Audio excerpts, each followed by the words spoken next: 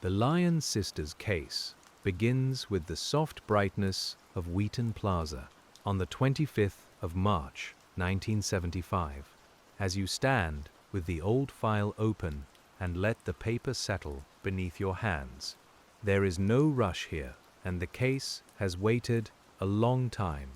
You can picture the mall first, because that is where the Lyon case asks us to begin, not with noise or fear, but with ordinary light, polished floors, shop windows, and the faint mixed smell of pretzels, fabric, shoe leather, and spring rain drying on coats.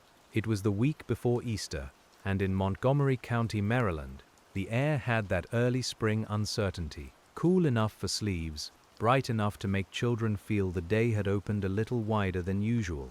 Catherine Lyon and Sheila Lyon were sisters, 10 and 12 years old, and on that Tuesday they had permission to walk from their home to Wheaton Plaza. You can imagine the small trust inside that errand, the kind families practiced then without naming it, because the distance was familiar and the route belonged to the neighborhood. The girls were supposed to have lunch, look at shops, perhaps see the Easter displays, and come home by a set time. As you turn the first page slowly, you notice how much of this case rests on clocks. A time to leave, a time to eat, a time to return home, a time when a mother begins to look at the door differently. In the Lyon sisters' case, those ordinary times became markers in a file that would be opened, copied, stored, reopened, and studied again for more than 40 years. The early notes have the plainness of emergency work. They don't know yet that they'll become history. You can almost hear the telephone receiver being lifted in the house, the low voices of adults trying to stay calm, the click of a pen in a police station, the scrape of a chair on tile. At first, the question is simple and hopeful. Where are the girls? Who has seen them? Which door did they use? Which shopkeeper remembers two sisters moving together through the mall? And because you are the detective tonight, sitting with this file under a small lamp, you start where patient investigation always starts. You return to the last ordinary place. Wheaton Plaza in 1975 was not an unusual destination. It was bright, busy, and public, with department stores, smaller shops, counters, display racks, and all the little sounds that gather in a mall during a school holiday. Shoes tapped across hard floors, registers opened and closed. A child might drag a hand along a railing, feeling the cool metal under the fingers. Somewhere, a food counter gave off the warm smell of fries and paper cups and sweet soda. The Lyon sisters were seen there. That matters, and you underline it gently in your mind. Witnesses placed Catherine and Sheila inside the mall during the afternoon, and the first investigators began building a timeline from those sightings. One report described them near an Orange Bowl restaurant. Another placed them in the mall's common areas. These were not dramatic details, just human fragments, the sort of things remembered because two sisters together have a certain shape in memory. You can imagine a witness years later trying to be useful. They close their eyes and try to see the girls again. Hair color, coat color, which way they were walking, whether anyone stood nearby. The mind reaches back through fluorescent light and shopping bags, through music from store speakers, through the smell of waxed floors and new clothes, and it tries to offer something clear. But memory is a fragile tool, and good detectives know this. In the Lyon case, the early investigators had to collect every recollection without pretending that recollection was perfect. They had names, times, descriptions, and a place large enough to hold many strangers. They had a mall full of people who saw something, or thought they saw something, or wished later that they had looked more carefully. So you sit with those statements quietly. You don't force them. You let them remain what they are. Small lamps along a dark road, not bright enough to show everything, but enough to mark where people once stood. One of the most important early witness accounts concerned a man seen around the mall. He was described in different ways over time, as witnesses tried to recall his clothing, his manner, his hair, his face. In some accounts, he spoke with children. In others, he carried a tape recorder or seemed to be asking young people questions. The details shifted, as details often do, but the investigators listened because the pattern mattered. You can feel the texture of those old reports now. Thin paper slightly softened at the corners, ink fading at the edges, names typed in a formal style from another era. The file doesn't shout, it simply waits, and as you read, you understand that a cold case is often not one missing answer, but a room full of partial answers that never quite touch. For the Lyon sisters' family, the waiting began almost at once. When Catherine and Sheila did not come home, concern became action, and action became a search. The neighborhood changed shape that evening. Doorways became places to ask questions. Streets became routes to retrace. The mall became not a place of errands and lunch, but a map of possibilities. You can place yourself there with care, not as someone intruding on grief, but as someone honoring the slow work that followed. Searchers looked, police asked, reporters came. Families in the area watched their own children more closely. The air would have carried the ordinary chill of a March night, but also the strange quiet that settles when a community realizes something is unresolved. The Lyon case became known quickly, partly because the sisters vanished from such a public place, and partly because they were so young. Their photographs appeared in newspapers and on posters. You can imagine those images taped to windows, the paper curling slightly at the corners, the faces becoming familiar to people who had never met them. That is one of the quiet sorrows of a missing person case. A private family love becomes a public search. Still, in those early days, investigators worked with the tools they had. There were no modern databases in the way we understand them now, no quick digital searches across states, no instant sharing of images through phones in people's pockets. Information moved by telephone, teletype, paper, radio, newspaper, and memory. A lead could take hours or days to check. A name might be spelled one way in one place and another way in another. As you follow the Lyon case through those first reports, you begin to respect the patience required. Detectives did not have a single path. They had many. They had to interview mall employees, shoppers, neighbors, relatives, school contacts, and people who called in tips from far away. Some callers meant well. Some were mistaken. Some may have wanted attention. Each call still had to be handled. There is a kind of labor in that, quiet and repetitive. You lift the receiver. You write down the words. You ask the same careful questions. You compare a description against another description. You notice what matches, what doesn't, and what may only be coincidence. Then you put the page in the file, because even a weak lead belongs somewhere until time proves what it is. The Lyon sisters' case did not resolve in those first days. It did not resolve in those first weeks. And so the file began to take on the weight that old cases have, the weight of being handled by many hands over many years. You can almost feel that weight now, the file box heavy on a table, the cardboard giving slightly at the corners, the smell of dust and aging paper rising when the lid comes off. But before the case could become old, it had to be new. And the new case had one pressing need. It needed a person who could be found. Police sketches were made. Descriptions were circulated. A man seen at Wheaton Plaza became a focus, and investigators tried to identify him through public appeals and comparison with known offenders. You can imagine a detective standing in front of a corkboard, looking from one photograph to another, while the room hums faintly with fluorescent lights. The work is slow, because resemblance is not identity. A face in memory is not a name. At different points, authorities considered different possible suspects. Some names drew attention and then faded. Some people were questioned and cleared. Some threads ran into silence. In a case like the Lyon sisters, this is not failure in the simple sense. It is the shape of investigation when the facts are scattered and time begins to move faster than evidence. You turn another page, and the paper makes a soft, dry sound. Years have begun to pass. The public memory remains, but the daily urgency changes. New cases arrive, detectives retire, families move, buildings change. Children who saw the posters grow older and carry the memory into adulthood. The mall itself keeps opening each morning, bright lights coming on above polished floors, as if routine can cover what happened there. And yet the Lyon case did not disappear. That matters. Some cases survive because families refuse to let them be forgotten. Some survive because detectives keep a box near enough to reach. Some survive because a name stays uncomfortable in the mind, waiting for a later year when the right person asks the right question in a quieter room.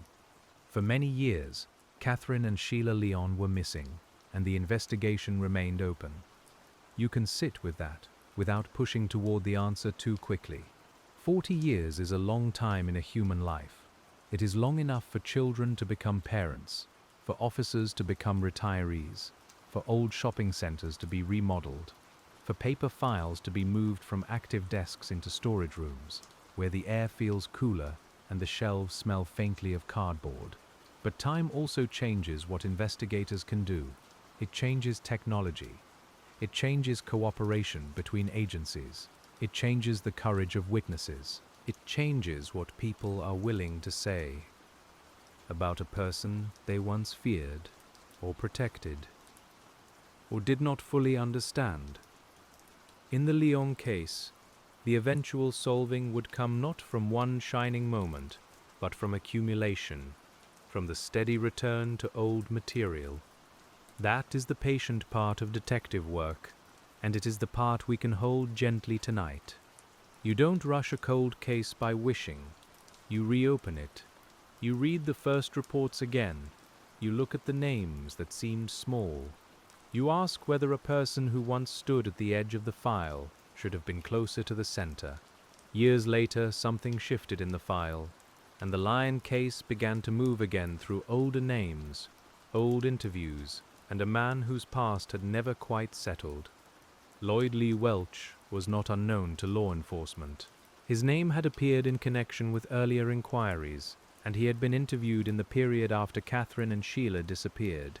In 1975, he was a young man who had been around the area, and over time, investigators would come to look more closely at his movements, his statements, and his family connections. You can imagine the cold case detectives approaching his name slowly, not because the name was new, but because the meaning of a name can change when you read it with different eyes. A person mentioned once in a file may seem unimportant. Decades later, with new information and wider context, that same mention may feel like a door left partly open. This is one of the quiet lessons inside the Lyon sisters case. Sometimes solving an old case is not discovering that no one ever noticed the answer. Sometimes it is discovering that pieces were noticed, but not yet understood together. They sat apart in different folders, different memories, different jurisdictions, waiting for someone patient enough to place them side by side. By the 21st century, detectives reviewing the Lyon case could work in a different world. Records were easier to compare. Agencies could share information more quickly.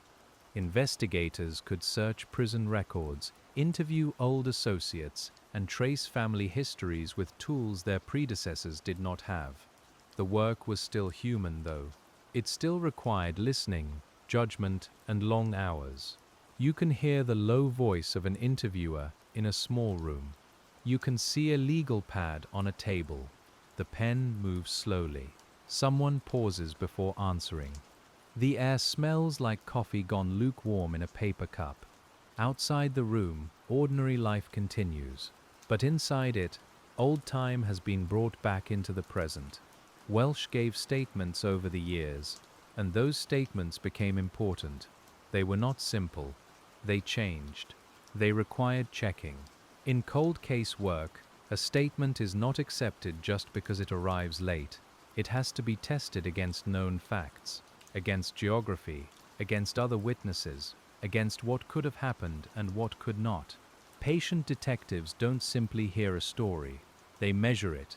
As you sit with this part of the Lyon case, you can feel the difference between a clue and a conclusion. A clue invites attention. A conclusion requires support. Investigators began looking at Welch's extended family, at properties connected to them, and at accounts that placed people in certain places at certain times. The file widened from Wheaton, Maryland, into other locations, including rural Virginia. That widening is important, because old investigations often move outward before they move inward. You begin with the mall, the last confirmed place. Then you follow a person. Then you follow that person's relatives. Then you follow roads, houses, and remembered visits. A cold case becomes a map drawn across decades, with pencil lines that have to be checked one by one. In the Lyon sisters case, investigators came to focus on property in Bedford County, Virginia, connected to Welch's family. The land was different from the mall. Instead of bright storefronts and tiled floors, there were wooded areas, rural roads, older buildings, and ground that had held its silence for many years. You can imagine detectives arriving there with shovels, equipment, notebooks, and the sober knowledge that searching land is patient work.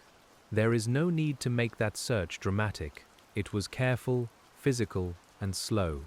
Soil has weight. Roots catch at tools. Leaves gather in corners. A cold wind can move through trees while people in jackets stand quietly over a marked area. Search teams work in grids, in measured steps, because the earth does not answer unless you ask with discipline. You turn the page again, and the file smells more strongly of age now, as if every decade has left a trace. The Lyon case had crossed from an urgent missing person investigation into a historical inquiry, and yet the purpose had not changed. The purpose was still to find out what happened to Catherine and Sheila, and to bring the truth as close as evidence would allow. The investigators also returned to people who had known Welch and his family. This work can be especially difficult, not because it is loud, but because memory and loyalty and fear can live together for a long time. Someone may know a small thing and not know it matters. Someone may have heard a family story and dismissed it. Someone may have carried a detail for years, folded away like a letter in a drawer. You can sit across from that person in your mind. The room is quiet. The table surface is cool under your wrist. The recorder gives a tiny click. You ask the question again, gently, because cold case work often depends on asking old questions in a way that allows a new answer to appear. Not forced, not hurried, just asked with care. In time, investigators gathered enough evidence to move forward against Lloyd Lee Welch. In the Lyon case, that movement did not erase the 40 years before it. It rested on them. Every early witness report, every old interview, every preserved photograph, every remembered description and rechecked statement became part of the slow foundation under the later case. This is why old files matter. They may seem quiet on a shelf, but they are not empty. A case file holds the work of people who did not get the answer in their own time, yet still left something for the next person. You can feel that when you read one detective's notes decades after he wrote them. The ink is old, but the effort is still present. In 2015, Lloyd Lee Welch was indicted in connection with the Lyon sisters case. By then, Catherine and Sheila had been missing for 40 years. Those words are simple, but they carry a whole lifetime. 40 years of birthdays marked by absence. 40 years of family members answering questions. 40 years of investigators returning to the same few facts, hoping that time had not taken everything with it. The indictment did not mean the story was suddenly easy to tell. It meant prosecutors believed they could proceed. It meant the investigation had found a path through old evidence and newer statements. It meant the Lyon case had moved from uncertainty into a formal accusation after years when it seemed to many people that no courtroom would ever hear it. You can imagine the courtroom atmosphere later, the hush of benches, the shuffle of papers, the formal voices, the small sounds that become clear when everyone is listening. Courtrooms have their own texture: varnished wood, fabric seats, cold metal railings. The dry smell of paper files and copier toner. A case carried for decades enters such a room differently from a new one. For the families and detectives connected to the Lyon sisters, that room held more than legal procedure. It held years of waiting. It held every time someone had answered a phone hoping for news. It held every time a detective had opened a box and started again. It held the strange fact that justice can move slowly and still move. But there was one more long passage before the legal ending, and as we keep the file open tonight, we can follow how patience became proof and how proof became a plea. But there was one more long passage before the legal ending, and as we keep the file open tonight, we can follow how patience became proof and how proof became a plea. You can begin this part of the Lyon case with a quiet room and a stack of interviews, because the later investigation depended less on a single object than on the shape of many statements gathered over time. A detective reading them decades later would notice the changes first, the small turns in phrasing, the names that appeared, disappeared, and returned again. You might rest your hand on the page and feel how careful the work had to be, because an old statement can invite hope while still requiring caution. Nothing in a cold case becomes solid simply because it has waited a long time. When investigators looked again at Lloyd Lee Welch, they were not looking at a stranger who appeared from nowhere. His name had been near the Lyon sisters' case for years, first as a possible witness, then as someone whose own words seemed to pull him closer to the center. You can imagine the file marked with his name, not glowing with certainty, just waiting in the middle of other papers. The detectives had to ask what he truly knew, what he had guessed, what he had concealed, and what could be confirmed by facts that did not depend on him. That is one of the calm disciplines of patient detective work. You listen, and then you verify. You listen again, and then you compare. You let the person speak, but you do not let the spoken word become the whole case by itself. In the Lyon case, the work became a long act of comparison, with each statement placed beside travel routes, family memories, old witness accounts, and the geography of Maryland and Virginia. You can picture a wall map softened by years of use, with pins at Wheaton, Bedford County, and the places where Welch and his relatives had lived or passed through. The paper might be creased along the folds, and the colors might have faded under office light. Still, the map gives the mind something steady. You can trace a road with one finger, slowly, and understand how investigators began to think about movement, opportunity, and remembered distance. In the 1970s, a person could move through these places with less electronic trace than we expect now. There were no mobile phone records to mark a route, no automatic cameras at every corner, no ordinary trail of digital purchases following someone from place to place. You and I, reading now, have to remember that absence. The detectives had to work with paper, memory, payroll records, old vehicle descriptions, and the recollections of people whose lives had moved on. The Lyon sisters case had always contained the problem of the public place. Wheaton Plaza held many people on that March day, and many of them had no reason to remember the afternoon in detail until later. A child seen near a restaurant, a man speaking with children, a possible recording device, a face that might be familiar but not familiar enough. You can feel how the early case stretched out in many directions at once, and how each direction required time. By the time cold case investigators returned with renewed focus, they were not trying to recreate the entire mall minute by minute. They were trying to decide which old fragments still carried weight.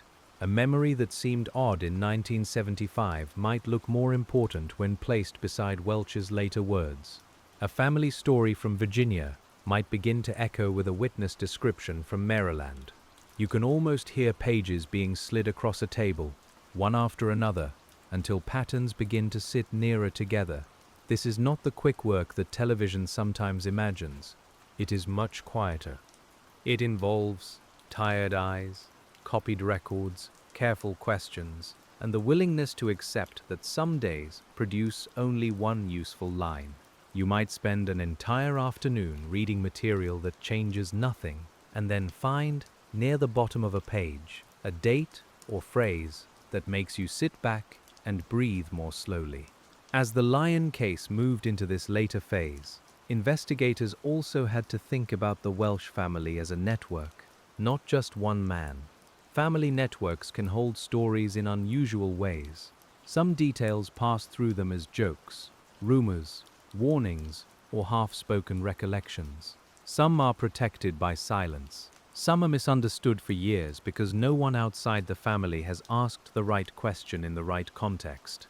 You can imagine a detective driving to interview someone connected to that family, carrying a folder on the passenger seat. The road hums beneath the tires. Rain beads on the windshield. The wipers move in a patient rhythm, back and forth, making the view clear for a moment and then blurred again. That is how old cases often feel. Clear for a moment, blurred again, still worth watching. The questions in those interviews would have been ordinary on the surface. Where were you living then? Who visited? What cars were used? What did people say afterward? Did anyone mention the Lyon sisters? You can hear the softness required in such questioning, because people remember best when they are not being pushed into performance. A good investigator leaves room for silence. Sometimes silence is where memory gathers itself. In time, statements from Welsh and others helped investigators focus on Bedford County, Virginia. The Lyon case, which began in the commercial brightness of Wheaton Plaza, had become tied to rural land, older family property, and recollections from another state. You can hold that contrast gently. The shining mall floor, the rough porch board, the smell of food court oil, the damp smell of leaves and soil. The same case passing through very different rooms. Searches in rural places ask for a particular kind of patience. The land does not arrange itself for investigators. It offers slopes, brush, roots, old outbuildings, loose stones, soft mud, and places where weather has rewritten the surface many times. You can picture searchers moving slowly, marking areas, recording what has been checked, and returning to the same patch of ground because a new statement has changed the meaning of it. There is a humility in that work. The earth may hold nothing, or it may hold something too small to notice without care. So you kneel, brush aside debris, measure, photograph, and document. The air may smell of wet bark and disturbed soil, and your gloves may pick up the grit of the place as the day lengthens. In the Lyon case, the search itself became part of the long effort, whether or not it could give back everything the family wanted. The case did not depend on one search alone. It depended on accumulation. Investigators examined Welch's accounts, spoke with relatives, checked old movements, and built a legal theory that could survive the passage of time. You can think of it as a table slowly gaining legs. One leg is not enough. Two may wobble. Many points of support, if they are placed carefully, can hold something that once seemed impossible to lift. In a cold case, prosecutors must also be patient. They do not inherit the freshness of immediate evidence. They inherit aging witnesses, missing records, faded memories, and suspects whose words may change across years. In the Lyon sisters case, the prosecutors had to think about what a jury could understand, what could be proven, and how to explain 40 years without letting the years themselves become confusion. You can imagine the conference table where that discussion might happen. Folders are spread out in ordered piles. A cup leaves a pale ring on a legal pad. Someone has marked a page with a yellow sticky note. The lights are bright enough to flatten the room, and still the subject feels old and heavy. Everyone there understands that a charge is not just an announcement. It is a promise that the evidence can be carried into court. By July of 2015, that promise had taken shape. Lloyd Lee Welch was charged in Virginia in connection with the deaths of Catherine and Sheila Lyon. The words reached the public like a door opening after decades, though for the family and investigators, it had not opened suddenly. You can feel the difference between news and labor. The public hears the announcement. The file remembers the years. The Lyon case had been part of Montgomery County memory for so long that many people learned of the charges as adults after first hearing the story as children. That is another strange feature of a case that waits 40 years. It passes from one generation to the next, not as folklore, exactly, but as a caution, a sorrow, a question left at the edge of local history. You may have your own version of such a story, a name adults lowered their voices around when you were young. When a case finally moves after that much time, the movement can feel almost unreal. But the legal process remains deliberately plain. Charges are filed, hearings are scheduled, motions are argued, evidence is discussed. The old mystery enters a system of calendars, forms, deadlines, and spoken questions. You can hear papers being placed before a judge, the court clerk's voice, the shuffle of people sitting down together. This plainness matters. It protects the process from becoming only emotion. The Lyon sisters were real children, and their family's loss was real. But the court still required facts. A prosecutor could not bring 40 years of longing and call it proof. A detective could not bring instinct and call it evidence. You can respect the restraint in that, even when the waiting has already been far too long. Welch's case unfolded through plea negotiations and legal proceedings, and investigators continued working as those proceedings moved. The file did not close the moment charges were filed. You can picture it still open on desks, still being copied, still being checked. Because every old case carries loose ends. A date needs confirmation, a witness needs preparation, a statement needs to be read against another statement, not once, but many times. In September of 2017, Lloyd Lee Welch pleaded guilty to 2 counts of first-degree felony murder in the Lyon sisters case. The sentence that followed was 48 years in prison. For many listeners, that may sound like the moment the case was solved, and in the legal sense, it was the answer the system could finally give. Yet as you sit with the file tonight, you can feel that even legal answers have edges. The plea meant Welch accepted responsibility in court. It meant the prosecution did not have to take the case through a full trial. It meant the family and the public heard an official resolution after more than 4 decades of uncertainty. But it did not return Catherine and Sheila. It did not make the missing years simple. It did not remove the ache from every page that had been written before that day. You can imagine a family member hearing the plea and feeling more than one thing at once. Relief may sit beside grief. Anger may sit beside exhaustion. Gratitude for the investigators may sit beside the old knowledge that no outcome can restore what was lost. In cold case work, resolution is rarely pure. It is usually mixed, like light coming through old glass, softened and changed by everything it has passed through. For the detectives, too, the moment would have carried complexity. Some had worked the case in its early years and did not live to see the plea. Others inherited the file and carried it forward. Some may have remembered being younger officers when the Lyon sisters disappeared, then found themselves decades later speaking with colleagues who had not yet been born in 1975. You can feel how time layers itself inside a police department. There is an old kind of respect due to that continuity. A note written by one investigator may become useful to another 40 years later. A witness statement taken carefully on a difficult day may still speak when the person who wrote it is gone. The Lyon case shows us that patient work can outlast the people who begin it. That is not dramatic. It is quietly profound. You turn another page, and now the paper seems to carry many hands. The first responders, the mall witnesses, the family members, the detectives in Maryland, the investigators in Virginia, the prosecutors who sorted the old material into something a court could hear. The file is not the work of one brilliant moment. It is the work of many ordinary acts done carefully enough to survive time. And perhaps That is why the Lyon sisters' case remains worth telling in this slow way.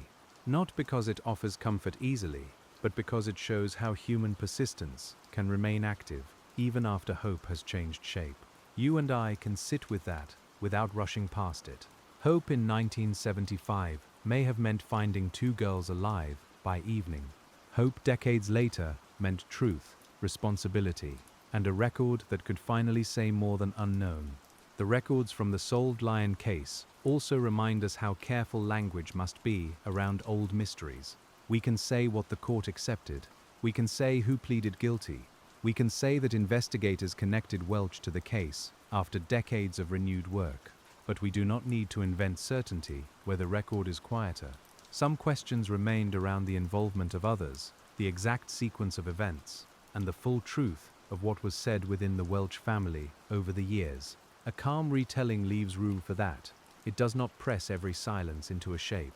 You can look at the margins of the file and let the uncertain parts remain marked as uncertain. That, too, is respect. It honors the difference between knowing enough for a legal resolution and knowing everything a heart might ask to know. The guilty plea came after years of questioning Welch, and those years were not smooth.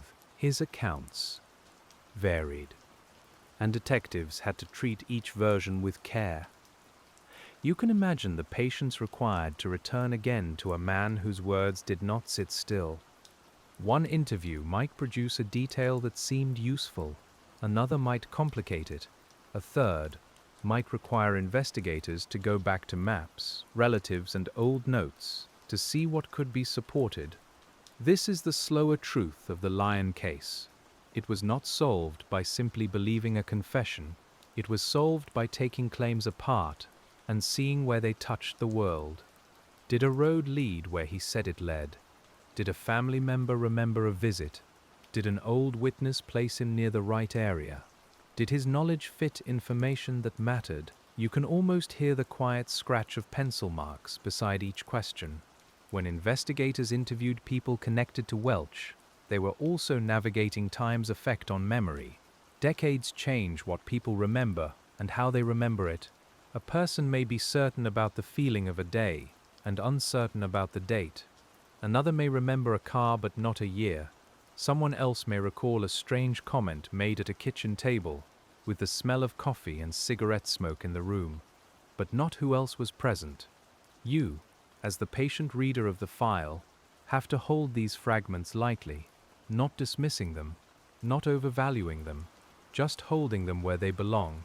The Lyon sisters' case required that kind of balance, because too much certainty too early can mislead an investigation, while too much doubt can cause an important clue to be set aside and forgotten. The family property in Virginia became one of the places where those fragments gathered.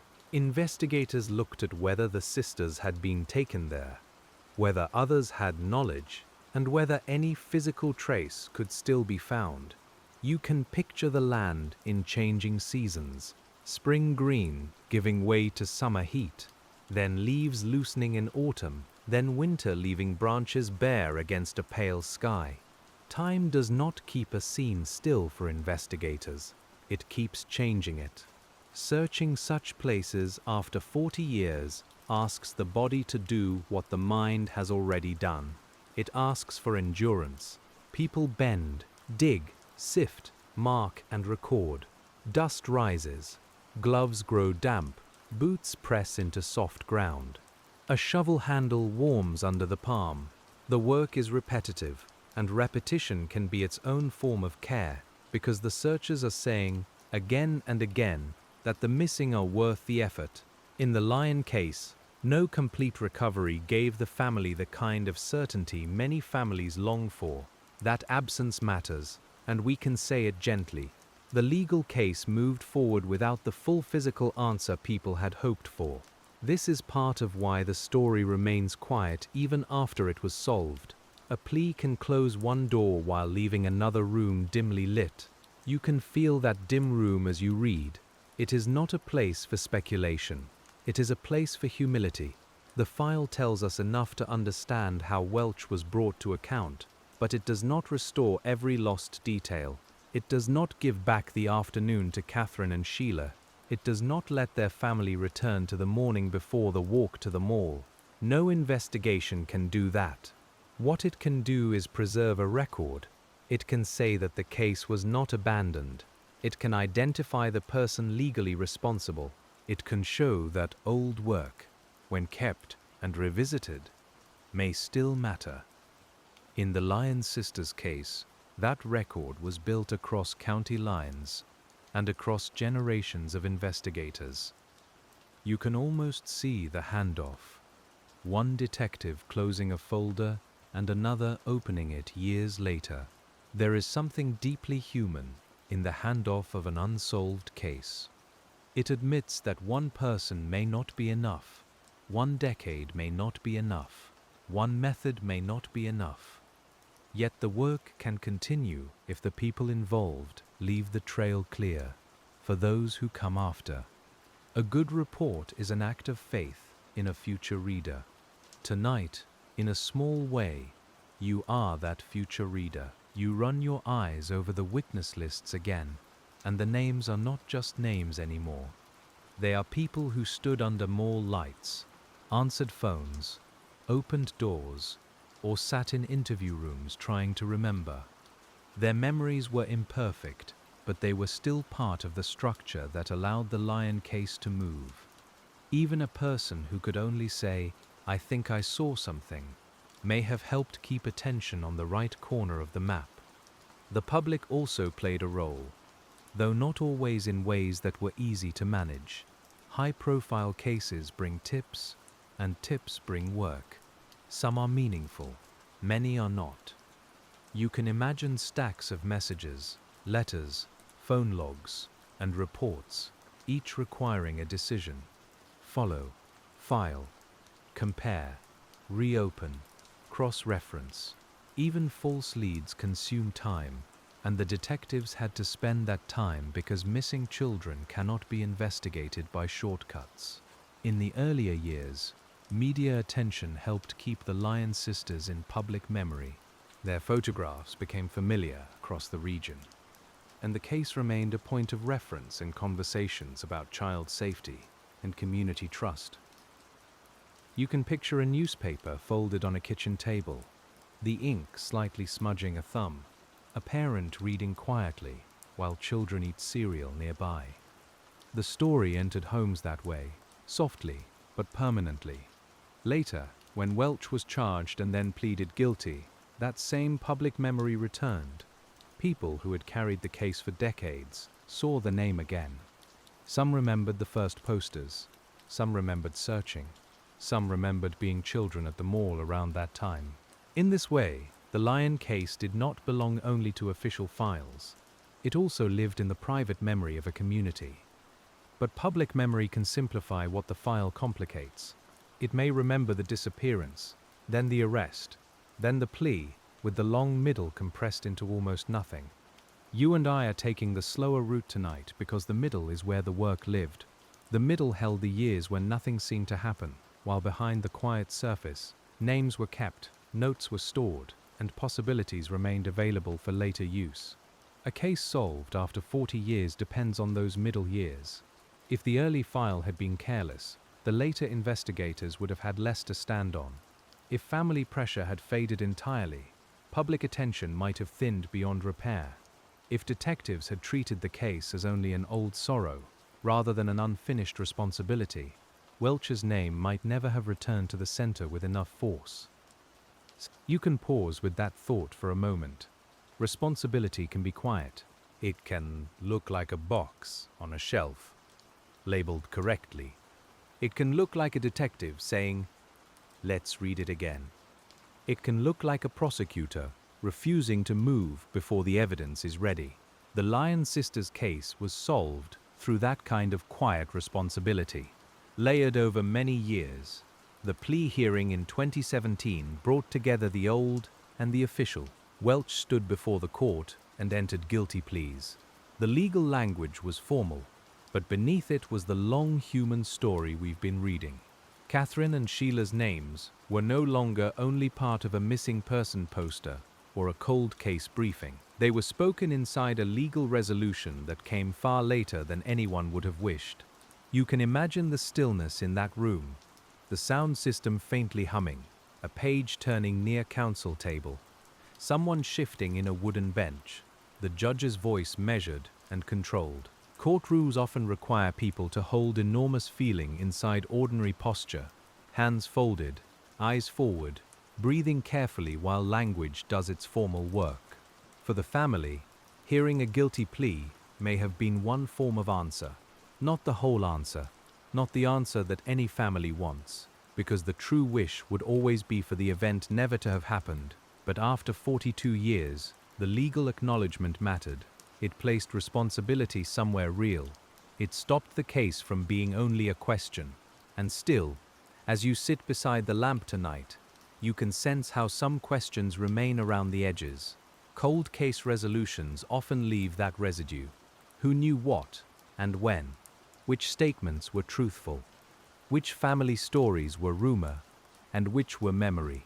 Which early lead, if understood differently, might have shortened the waiting? These are not questions we press harshly. We simply notice them, because noticing is part of honest reflection. The Lyon case teaches another lesson about the age of evidence. Physical evidence is powerful, but it is not the only kind. In some cases, old DNA opens the door. In others, fingerprints, fibers, or preserved items become newly useful.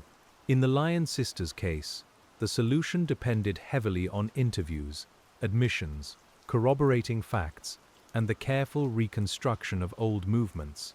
It reminds us that patient investigation has many forms. You might think of evidence as anything that helps truth become less alone. A statement is evidence when tested. A map is evidence when it clarifies movement. A witness memory is evidence when it fits with other reliable facts. A family connection is evidence when it explains access or knowledge. None of these stands outside scrutiny, but each can become part of a larger, steadier picture. There is something almost archival about the way this case was solved. The answer had to be assembled from old paper and living memory, from records stored in one place and recollections kept uneasily in another. You can feel the archive air again, cool and dry, with the faint smell of cardboard boxes and aging ink. You lift a lid. You unfold a document. You discover that time has not erased everything. That is why the detective in this story is not only the officer with a badge, it is also the archivist, the clerk, the family member, the witness, the prosecutor, and tonight, in imagination, you. Every person who preserves a detail helps future understanding. Every careful note resists disappearance. Every name written correctly gives the next reader a chance. In the Lyon sisters' case, the next reader eventually had enough. Enough to ask new questions, enough to confront old contradictions, enough to search in Virginia, enough to bring charges, enough to stand in court and hear a guilty plea. The path from the mall to that courtroom was not straight, and perhaps no long cold case path ever is. It curved through silence, repetition, and years of waiting. You can look back now at Wheaton Plaza with a different feeling. The mall scene remains central, but it is no longer the whole map. It is the first room of a very long house. Behind it are police offices, family living rooms, rural roads, interview rooms, courtrooms, and storage shelves. The Lyon case moved through all of them, carrying the same question from place to place until the question finally met an answer in court. And yet the first room still matters most in memory. Two sisters walking into a mall on a spring day. That image holds the case gently because it reminds us who the investigation was for. Not for headlines, not for professional pride, not for the satisfaction of solving a puzzle. The work existed because Catherine and Sheila Lyon were loved, and because the people who loved them deserved truth. A calm retelling has to keep returning to that.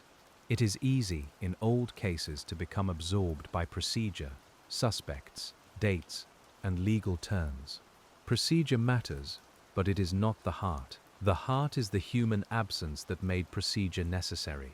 You can hold the file and remember that every page was written because 2 children did not come home, and because many people refused to let that be the last word. The detectives who reopened the Lyon case decades later were working against more than a suspect. They were working against time itself. Witnesses age, records vanish, buildings are changed or demolished, people die, memories become uncertain. A less patient investigation might have looked at those obstacles and stopped. This one kept going, not dramatically, but steadily. Steadiness can be difficult to see from the outside. It has no bright shape. It looks like another phone call, another database search, another trip to interview someone who may offer nothing new. It looks like a detective driving home late with tired shoulders, the smell of old paper still on their hands, thinking about one sentence that did not fit. You can understand how such thoughts follow a person. In old cases, detectives sometimes live with the same question for years. They may wake at night and remember a name. They may reread a report because something about it has become newly strange. They may speak with retired colleagues, asking what a room felt like decades ago, or whether a witness seemed certain, frightened, confused, or simply tired. The official file contains words, but living memory contains tone. The Lyon sisters' investigation had both. It had written reports and people who remembered the atmosphere around them. It had documented statements and family stories. It had formal records and the informal knowledge that gathers in a long police career. You can picture 2 investigators talking in low voices over coffee, one younger and one older. The older one pointing to a page and saying, "This part always bothered me." That phrase, "this part always bothered me," belongs to many cold cases. It does not prove anything by itself, but it keeps attention alive. A detail that bothers a careful investigator may become important later when new information arrives. In the Lyon case, old discomfort around Welch and his accounts eventually found a larger context. What had once been incomplete became actionable. You can feel how slowly that happens. First, a name, then a question, then a second question, then a relative, then a place, then a search, then a prosecutor reviewing whether the whole structure can stand. Each step is small enough to seem ordinary, but together they become the movement of justice across decades. The file does not leap, it walks. As you continue through the case, you might notice how often patience and restraint appear together. Investigators had to be persistent without being reckless. They had to press Welch for truth without shaping his answers for him. They had to take family statements seriously without accepting rumor as fact. They had to honor the family's need for answers while obeying the law's need for proof. This balance is delicate. Too much pressure can distort memory. Too much hesitation can let a chance pass. The best cold case work moves between those risks with care. You ask, you wait, you return, you compare, you document. You allow the answer to emerge slowly enough that it can be trusted. The Lyon case also shows the importance of jurisdictional cooperation. The disappearance began in Maryland, while later searches and charges centered in Virginia. That meant agencies had to share information across lines that can otherwise divide responsibility. You can imagine the paperwork, the calls, the meetings, and the careful passing of records from one office to another. Each transfer had to preserve meaning. A file traveling between agencies is vulnerable to misunderstanding. A local reference may not be obvious to an outside investigator. A road name may have changed. A family nickname may appear in one report and a formal name in another. You, reading tonight, can appreciate the quiet skill involved in translating all of that into a coherent case. It is not glamorous work, it is necessary work. When Welch's relatives and associates became part of the inquiry, investigators had to understand family language, old conflicts, and long silences. Some people may have been reluctant, others may have been uncertain. Some may have carried their own fear or confusion. The detective's task was not only to collect words, but to understand the conditions under which those words were spoken. You can hear the difference between a confident memory and a guarded one. A confident memory may arrive with sensory detail, the color of a car, the smell of a room, the weather outside. A guarded memory may circle slowly before reaching the point. In the Lyon sisters' case, every remembered fragment had to be placed in relation to other fragments, because one person's memory alone could not bear the full weight. That is why old cases often feel like quilting, patient and exact. Pieces are cut from different cloth. Some are bright, some are faded, some barely fit. The investigator's job is not to pretend they were made together, but to stitch only where the edges truly meet. Over time, a pattern appears, not because it was forced, but because enough true pieces touched. You can sit with that image for a breath and return to the courtroom. The plea in 2017 did not display every stitch, but it rested on the pattern investigators had made. Welch's guilty plea gave the court a formal answer. It also spared the family a trial that would have required public retelling of painful material. Even so, the years leading there had already demanded more than anyone should have had to give. After the plea, people often asked how it had taken so long. That question is understandable. It rises naturally from sorrow. But the answer is not simple neglect or simple luck. The Lyon case involved incomplete early information, a public place, shifting statements, jurisdictional distance, and the limits of investigative tools available in 1975. Later progress came when old material could be read with new context and pursued with renewed patience. You can think of the case as a door with several locks. The first investigators tried many keys, but did not have all of them. Later investigators found more, not because they were wiser in every way, but because time had changed the tools, the witnesses, and the willingness of some people to speak. A door that remains closed for decades may still open when the right keys finally arrive together. This does not diminish the early work. It depends on it. Without the original witness reports from Wheaton Plaza, investigators would have had less ground to compare against Welch's later statements. Without the early public appeals, certain names and descriptions might not have entered the record. Without the family keeping the case alive, the institutional memory might have thinned. You can see how each era left something behind for the next. There is comfort, perhaps, in that continuity, though it is a quiet comfort. It tells us that work can matter even when it does not finish the story immediately. A detective in 1975 may have written a report without knowing whether it would ever help. 4 decades later, that report could still be part of the path to accountability. That is a gentle lesson for any long human effort. The Lyon sisters case, in this sense, belongs to the family of old investigations that teach patience rather than drama. It sits beside other cases where boxes were reopened, evidence was retested, witnesses were re-interviewed, and the past was asked to speak one more time. Some of those cases turn on new science. Some turn on changed testimony. Some turn on a detective who cannot stop reading the margins. Here, the turning was human and procedural, built from interviews, contradictions, corroboration, and legal persistence. You can feel the steadiness of it, not a lightning strike, more like a lamp kept burning through the night, low and practical, enough to read by. The light does not change the past. It only helps people see what has been there, waiting. As we continue with the Lyon case, it is worth lingering over the family's public grace. Families in long unsolved cases are often asked to speak, to remember, to respond, and to translate private loss into sentences other people can understand.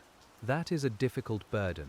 You can imagine standing before microphones when what you truly want is a quiet room and the person who is missing returned home.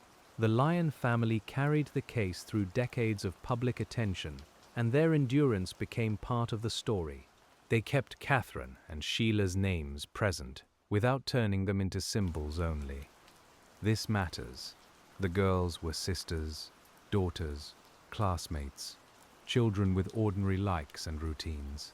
They were not created by the case. The case happened because ordinary beloved lives were interrupted. A respectful script returns to that ordinariness. You might picture their home before the disappearance.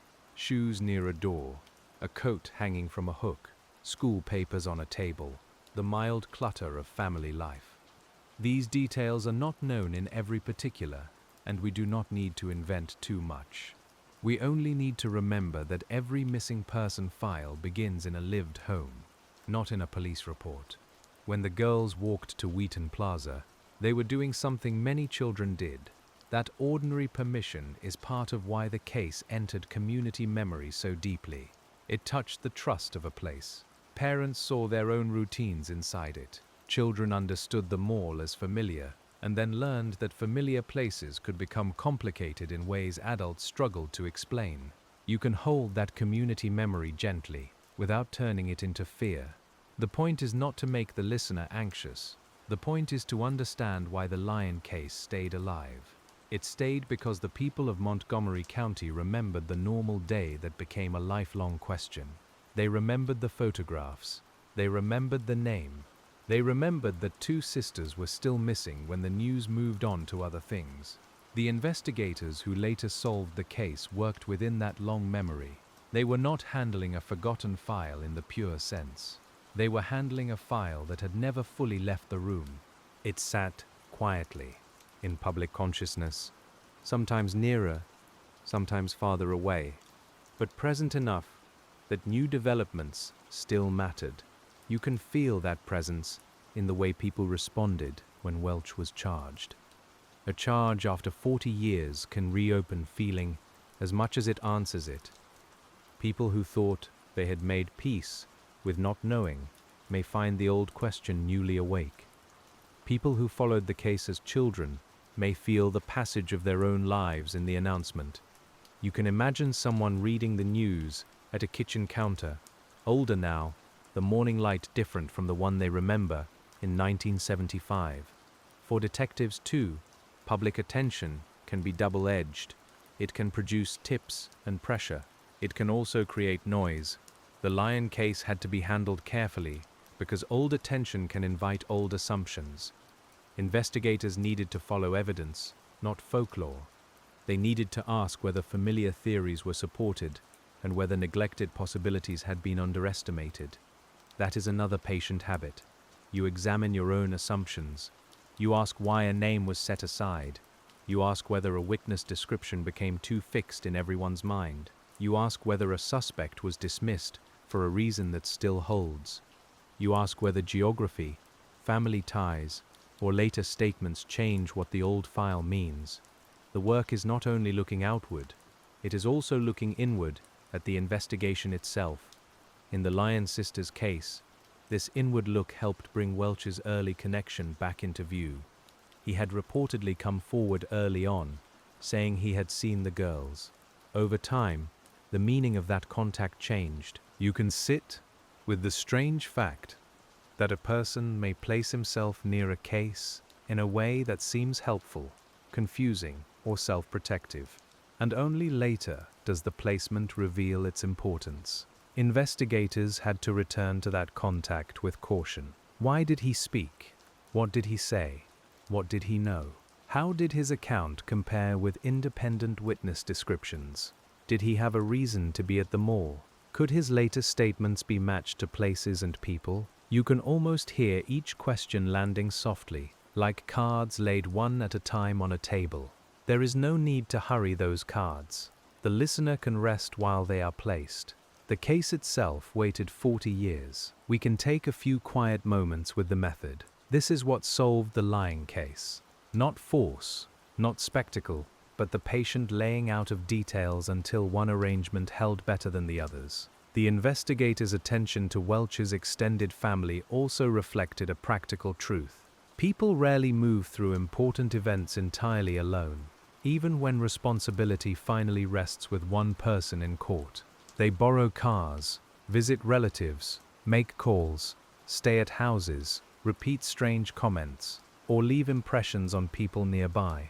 A family network can preserve traces that no official record ever captured. You can imagine an old relative's kitchen as part of the investigative landscape. A vinyl floor, a humming refrigerator, curtains moving faintly near a window, a cup set down with a soft click. The detective's notebook rests on the table, and a question hangs gently in the room. Did you ever hear him mention the Lyon sisters? Did anyone act strangely? Was there a trip?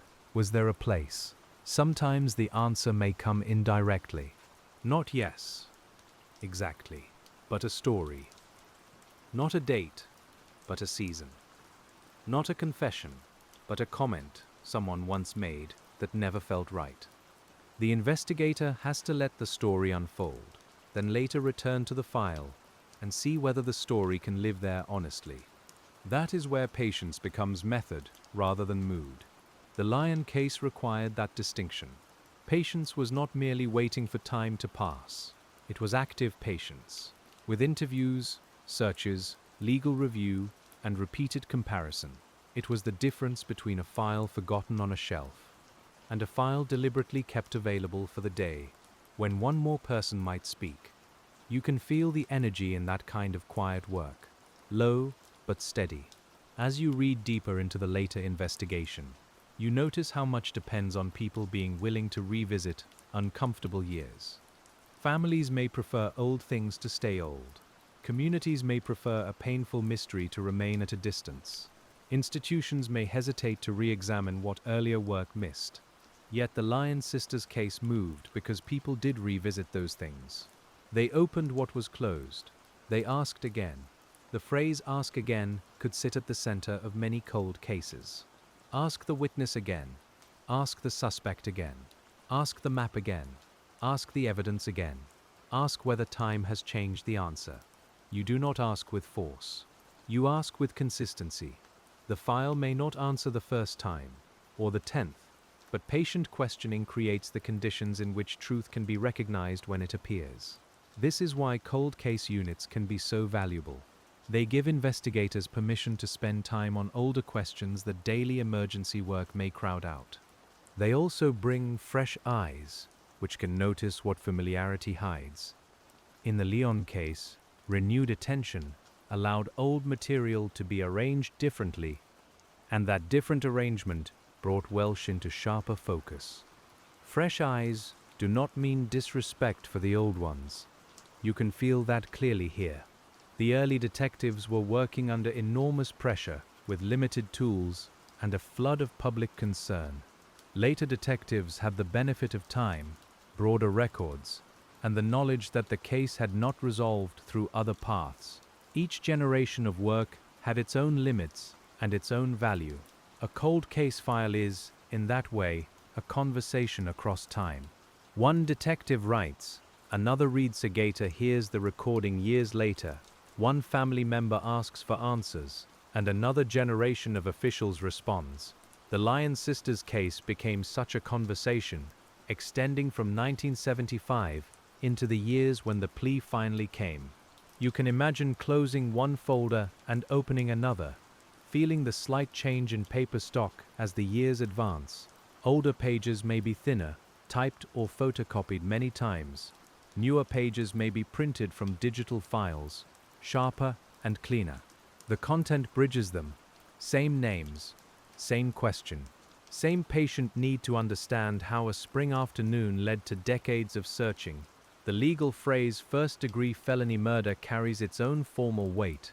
In Welch's plea, it marked the charges to which he admitted guilt. We do not need to dwell on the underlying harm. The important thing for tonight is that the court accepted his responsibility in the deaths of Catherine and Sheila Lyon, and that the case that had begun as a disappearance was finally given a legal answer. You can hold that answer carefully. It is not a bedtime ending in the usual sense. It is not neat. But it is calmer than the open question that came before it. A name was placed on the record. A plea was entered. A sentence was given. The long uncertainty was narrowed, though not every shadow was removed. The sentence of 48 years also has a particular meaning because of Welch's age and existing incarceration. In practical terms, it meant he would remain imprisoned. For the Lyon family, the number may have mattered less than the acknowledgement. You can understand that, after so many years, the law's power was not in restoring time, but in saying formally and permanently that the case had an answer and that someone was accountable. Accountability in old cases often arrives changed by delay. It may come when parents are elderly, when siblings have lived most of their lives with absence, when original investigators are retired, when public memory has become layered with documentaries, articles, and retellings. The Lyon case reached that point after more than 4 decades. The answer arrived, but it arrived carrying the dust of all those years. Dust is not only neglect, sometimes it is the sign of something preserved. You can see it on the top of a file box, soft and gray under archive light. When the lid is lifted, the dust moves, and what was kept inside becomes available again. That image belongs to the Lyon sisters' investigation, because the old materials did not vanish. They waited until someone could use them differently. As we move farther into the solved part of the Lyon case, we can stay with the people who made that possible. Detectives who interviewed Welch had to withstand frustration. Searchers in Virginia had to work through rough land. Prosecutors had to decide what could be charged. Family members had to face hearings and headlines. Each role required endurance, and endurance is one of the quietest virtues in investigation. Endurance does not always feel noble while it is happening. It may feel like tiredness. It may feel like another unanswered call. It may feel like another box of records that must be reviewed before anyone can go home. You can imagine the fluorescent lights late in an office, the dull ache behind the eyes, the smell of toner, the low murmur of a copier. Still, the work continues. The Lyon case became solvable because that continuation did not stop. It survived the years when there was no public movement. It survived false leads. It survived the limits of memory. It survived the possibility that the truth might never be complete. This kind of survival is quiet, but it is not passive. It is an active decision to keep a question available. When you sit with the file tonight, you might notice how the solved case still teaches us about uncertainty. Even after Welch's plea, not every detail became perfectly clear. That is common in delayed justice. People want the full picture, but the law may only need enough of the picture to establish responsibility. The rest may remain partial, held in statements, searches, and questions that never receive final confirmation. There is a discipline in accepting that. You do not fill gaps with imagination. You do not make the story cleaner than it was. You let the official resolution stand where it stands, and you let the remaining uncertainties remain beside it. The Lyon sisters deserve truth, not embellishment. Their family deserves respect, not speculation dressed as certainty. And so the story moves softly between what is known and what is unknowable. Known that Catherine and Sheila went to Wheaton Plaza on the 25th of March 1975. Known that they did not come home. Known that the investigation lasted across decades. Known that Lloyd Lee Welch eventually pleaded guilty in the case. Unknown, in some details, the full private sequence that only those involved could have told completely. You can hear how those known facts settle on the table. They do not need raised voices. They are heavy enough on their own. The slow work of the case was to move from the first known facts to the later legal fact, crossing the wide space between them with as much care as possible. That wide space is where tonight's story lives. The early mall witnesses remain important within that space. Their recollections formed part of the first boundary around the case. Investigators needed to know that the sisters reached the mall, that they were seen there, and that certain people around them may have mattered. You can imagine a witness being asked to look at a sketch, then another, trying to match memory to paper while knowing how much may depend on it. A sketch is a strange object. It is both helpful and uncertain. It turns spoken memory into a face that others can recognize or reject. In the Lyon case, sketches and descriptions helped circulate the search for a man seen at the mall. You can picture the paper in a newspaper. Black lines under a headline, folded by thousands of readers at breakfast tables and office desks. For some people, that image may have stayed in memory for years. For others, it became part of the background of a famous local case. The investigators had to sort recognition from suggestion, genuine memory from the effect of seeing a public image many times. That, too, is delicate work. When a case becomes well known, public knowledge can help and blur the trail at the same time. You and I, reading calmly, can understand why corroboration matters so much. If someone remembered Welch, investigators needed to know whether that memory arose from direct experience or later exposure. If someone remembered Welch, investigators needed to know whether that memory arose from direct experience or later exposure. A cold case is full of echoes, and detectives must learn which echoes come from the original sound. The later case against Welch made use of his own statements, but it also depended on the ability to evaluate those statements against independent information. This is why interviews are often repeated. A person may reveal contradiction over time. A false detail may grow where a true memory stays stable, or a true detail may appear only after resistance softens.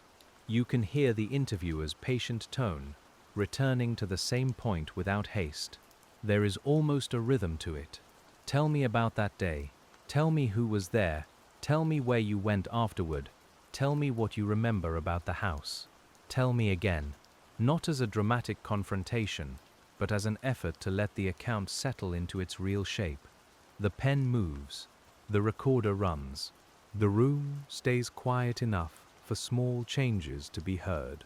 In the Lyon case, those small changes mattered. Welch's admissions and shifting accounts gave investigators openings, but each opening had to be tested.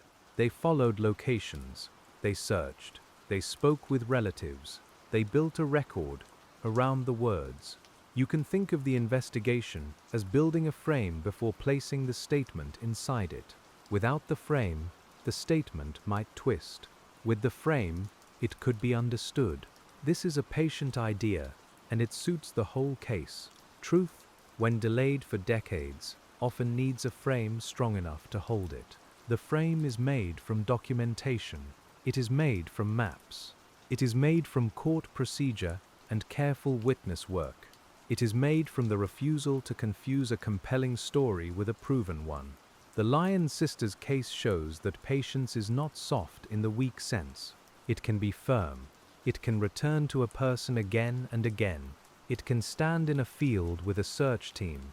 It can prepare charges after 40 years and still insist on doing the paperwork correctly.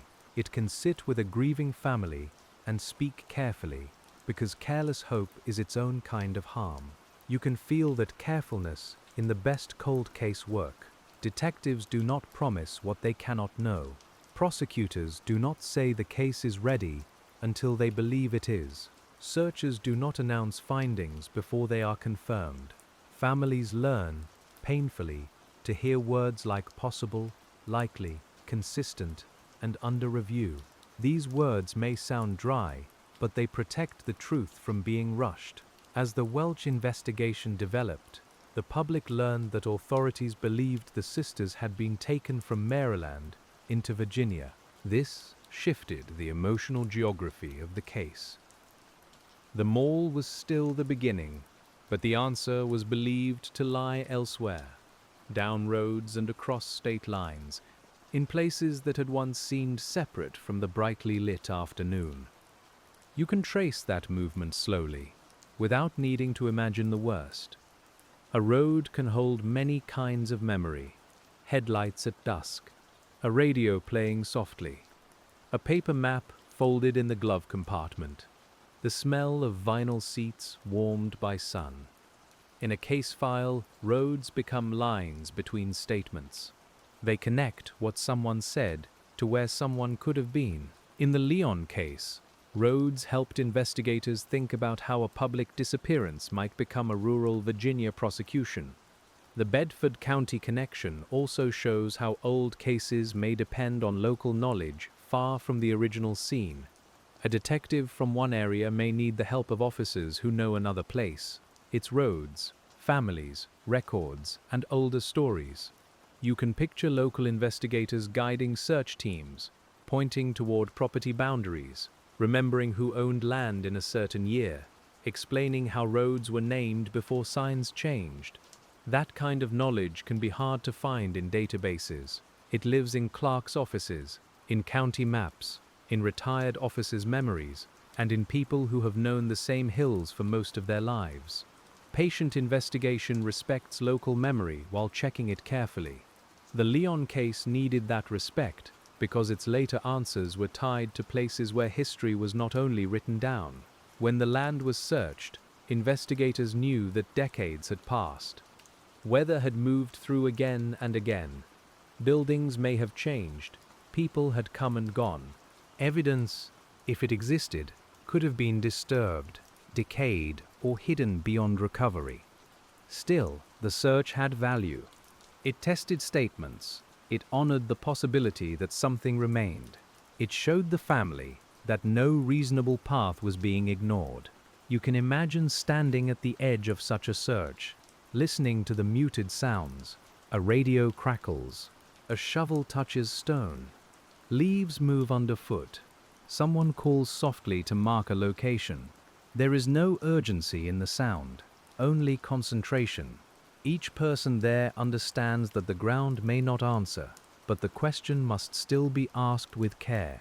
That phrase, "the ground may not answer," belongs to many older cases. The Lyon sisters' case did receive a legal answer, but the land did not give back everything.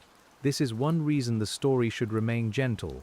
The solved status does not erase the family's continued absence of certain comforts. It does not produce a grave where there was none. It does not return the ordinary rituals that families need. Still, the plea gave a formal place for responsibility to rest. Before that, the case spread outward through possibilities. Afterward, it had a legal center. Welch's name stood there. You can feel how important that is, even if it is not everything. To name responsibility is to change the shape of an absence. It gives the file a spine. As you hold the file now, the Lyon case feels different from an unsolved mystery. It no longer asks who in the same way. Instead, it asks how people kept going long enough to reach who. That is the better question for tonight.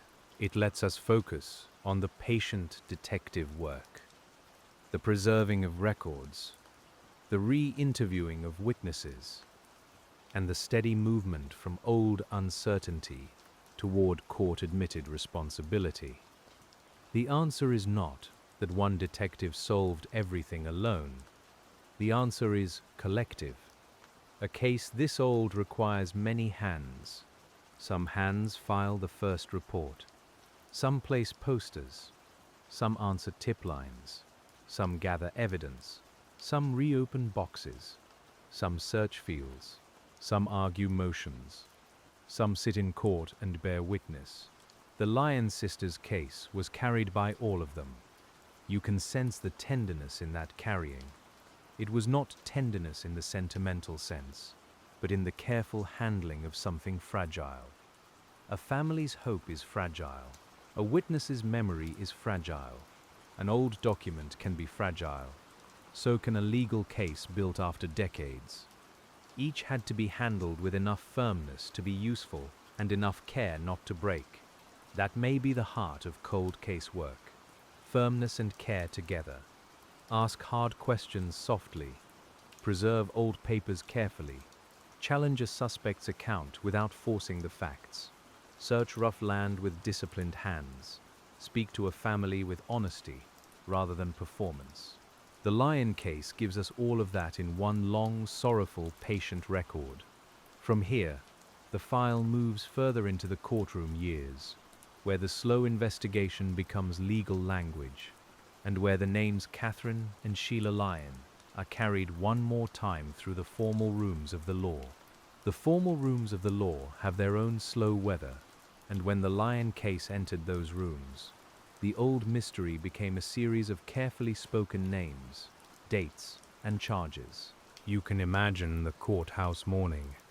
The air cool near the entrance, the floor polished by years of footsteps, and the low murmur of people who understand that a long-awaited hearing is still made of ordinary procedures. Papers are checked, seats are found, attorneys speak quietly before the judge takes the bench. In that plainness, the case carries its weight without needing anything more.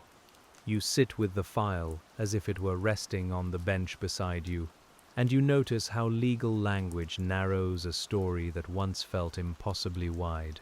The disappearance from Wheaton Plaza, the witness accounts, the family property in Virginia, and the interviews with Lloyd Lee Welch all have to pass through formal words. A court cannot hold every feeling in a case. It can hold charges, pleas, evidence, and sentences. So the Lyon sisters' case, after so many years of searching, had to become something the law could name. That naming took time, because the legal system moves with its own deliberate rhythm. A cold case does not arrive in court as a fresh event with clean edges. It arrives with old reports, changed memories, retired officers, deceased witnesses, missing records, and a public story that may have grown around the facts.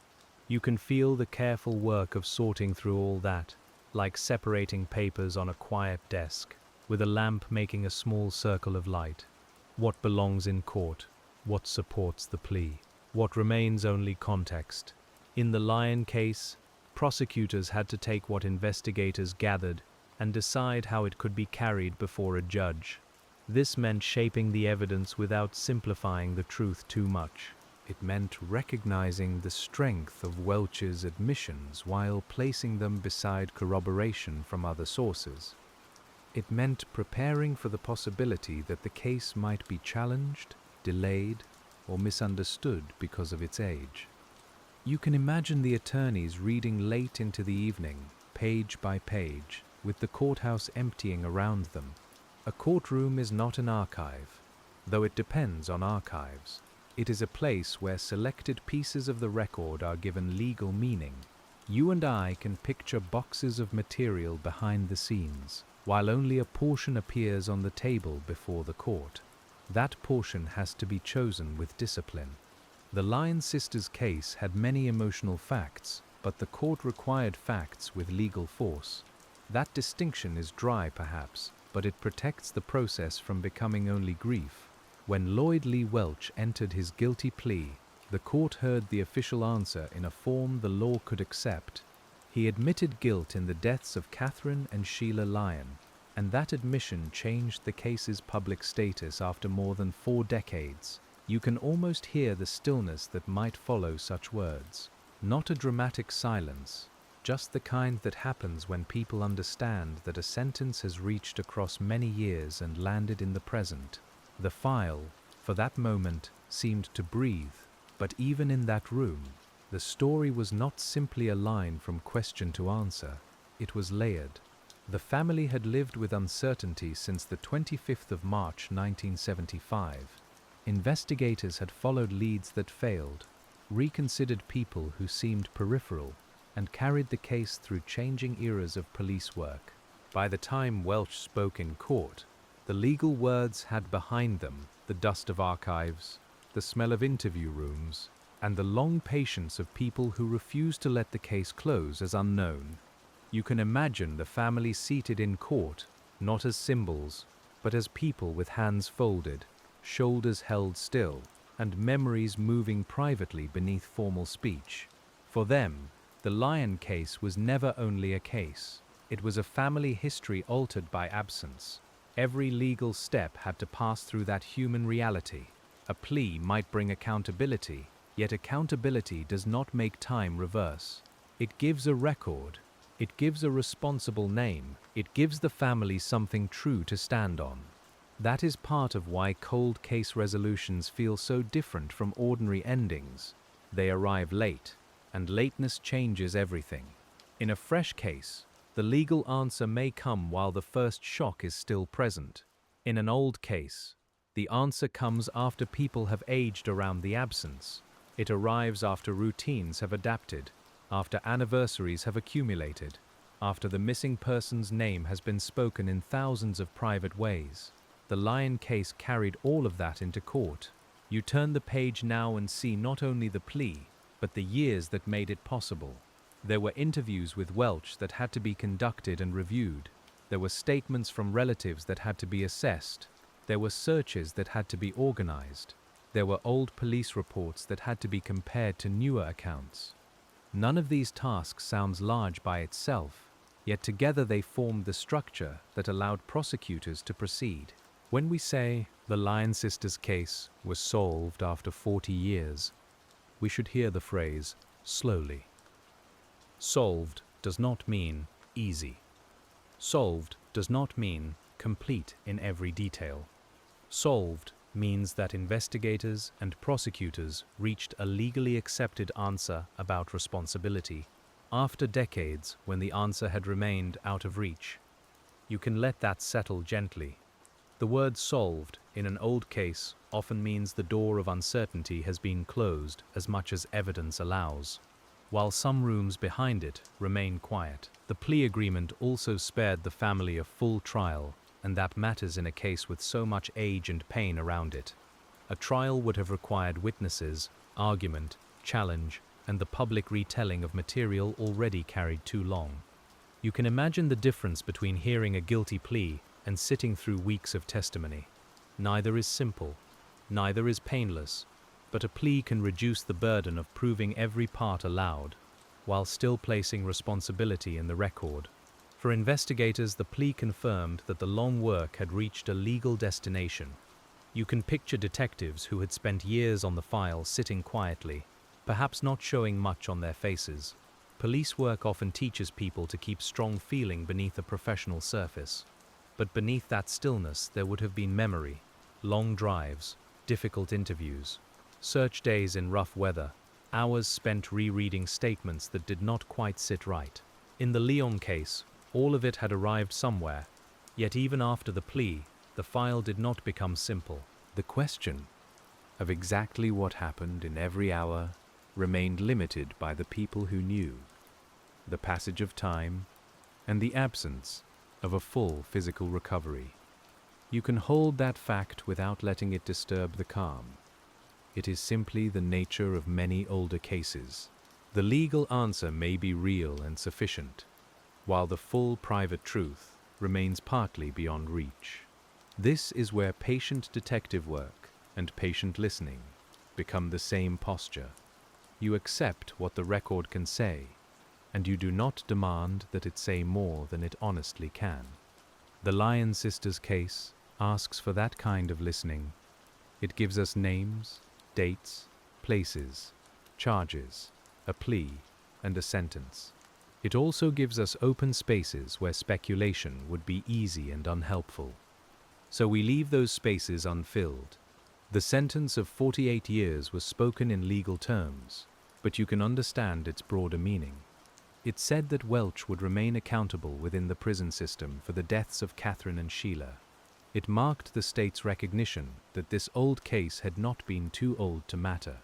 The number itself, 48, belongs to the courtroom record, but for the family, the deeper meaning may have been that the law had finally answered with a name.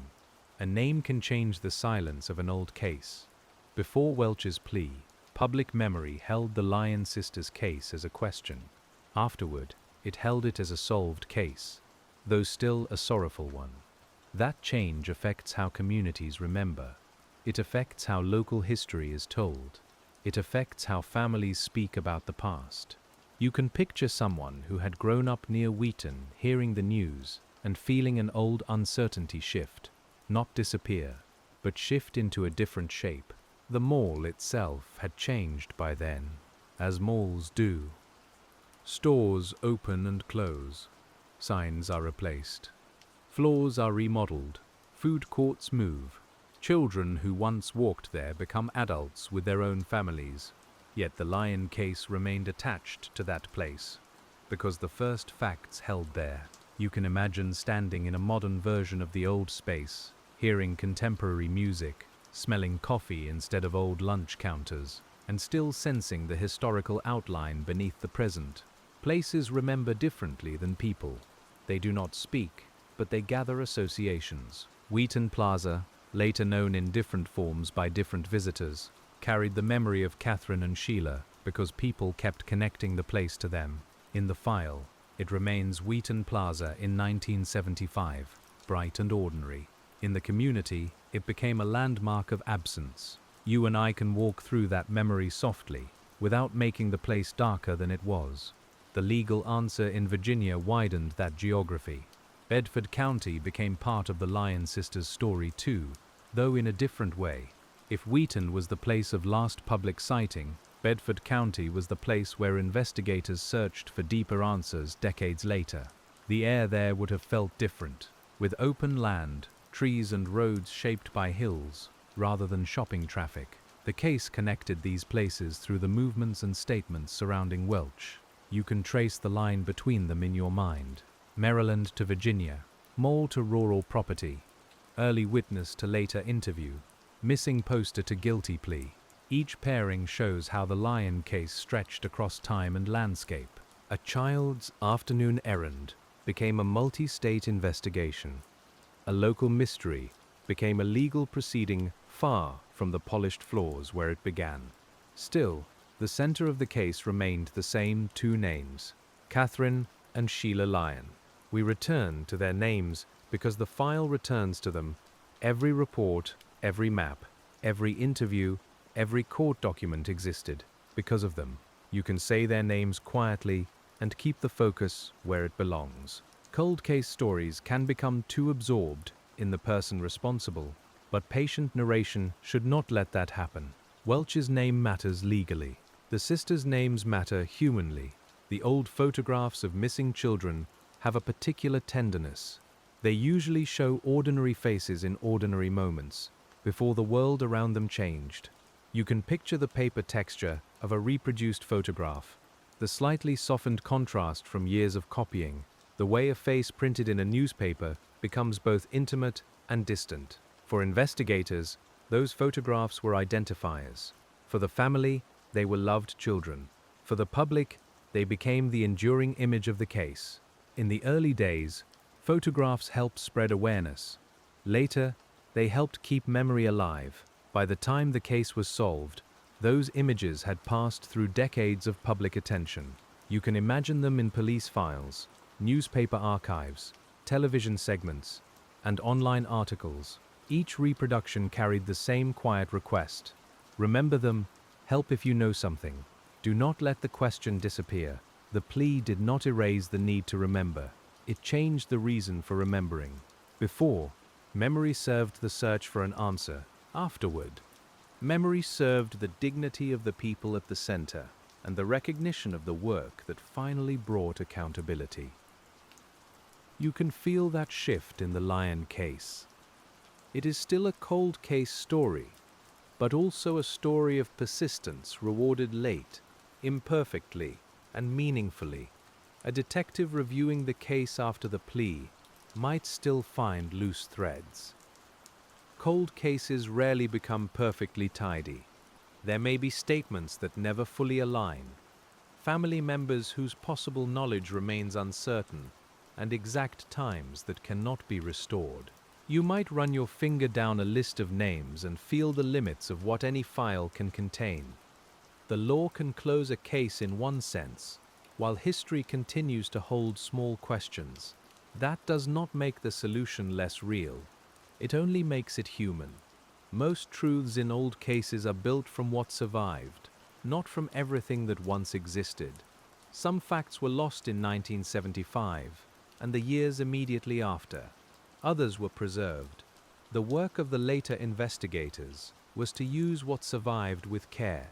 In the Lyon case, enough survived, and enough was newly spoken to bring Welsh to court. You can imagine how much labor is hidden behind the phrase "bring to court."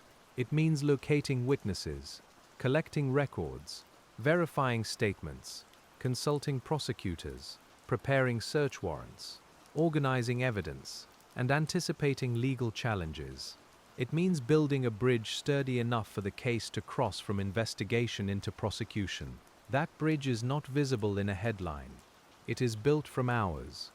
The old phrase "cold case" can sound still, but the Lyon sisters' investigation shows that cold does not mean dead. It may mean preserved. It may mean waiting. It may mean sleeping under paper until someone returns with the right question. You can sit with that image as the night deepens. A cold case file is quiet, yes, but quiet things can still contain movement, the way winter ground still holds roots. When detectives reopened old parts of the Lyon case, they were working with material touched by many hands. You can imagine the file labels, the photocopies, the evidence logs, the interview summaries, the yellowing edges. Each item has a chain of care behind it. Someone made the note. Someone filed it. Someone retained it. Someone found it again. The solution depended on that chain not breaking completely. This is why record keeping can be a moral act in police work. It may feel administrative in the moment, just another report at the end of a long shift, but decades later, the precision of that report can matter deeply. A date written clearly, a witness description captured faithfully, a location noted without assumption. All of these can become gifts to future investigators.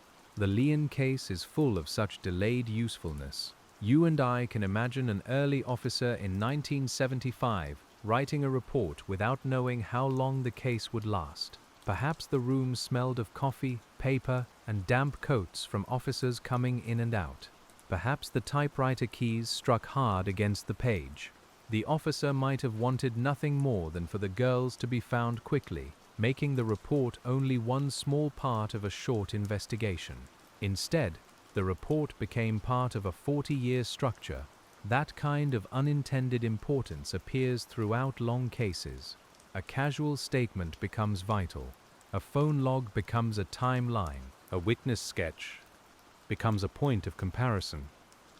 A suspect's early comment becomes meaningful only after later admissions. You can feel the humility of that.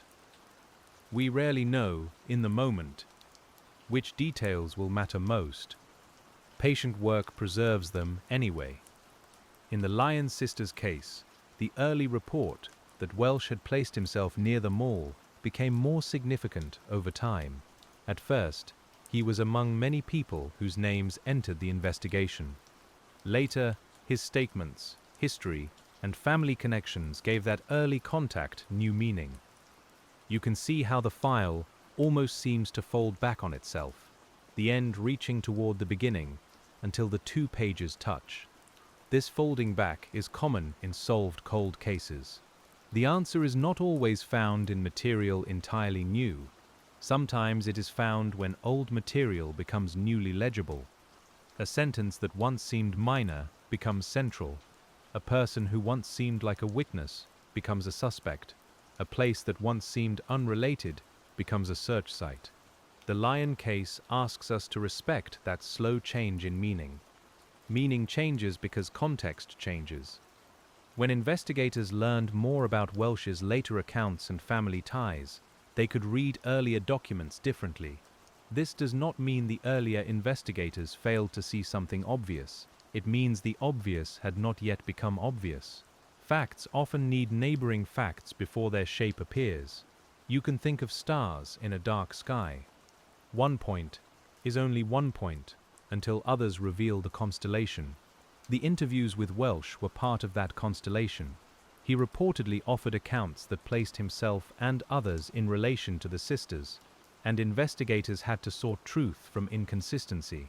You can imagine the challenge of listening to someone who may reveal enough to help, but not enough to satisfy. The detective must keep the voice calm, ask the next question, and avoid showing too much frustration. A good interviewer in a cold case understands that time inside the room matters. Silence may produce more than pressure. A repeated question may reveal more than accusation. A small factual correction may show whether the person is following memory or invention. In the Lyon case, every conversation with Welch had to be treated as both possible evidence and possible confusion, and that required steady attention. You sit in that imagined interview room with the file beside you. The table is plain. The chairs make a faint sound when someone shifts. The air is slightly stale, touched by coffee and paper and the hum of ventilation. A recorder sits between voices. The subject is old, but the questions are immediate. What happened? Who was there? Where did you go? What did you know then? The answers did not stand alone. Investigators compared them with statements from relatives, with known facts from 1975, and with places that could still be visited. This comparing work is slow and almost mathematical, though human memory is not mathematical at all. You measure a story against a map, a claim against a date, a name against a witness report. Little by little, the unreliable parts fall away, and the stronger parts remain. In the Lyon sisters' investigation, family members connected to Welch became important sources of information, though not always simple ones. Some accounts suggested knowledge or involvement by others, while legal responsibility ultimately settled through Welch's plea. You can hold that complexity without forcing it into sharper lines. Families can carry truth unevenly. Some people know more than they say. Others repeat what they heard without knowing whether it was true.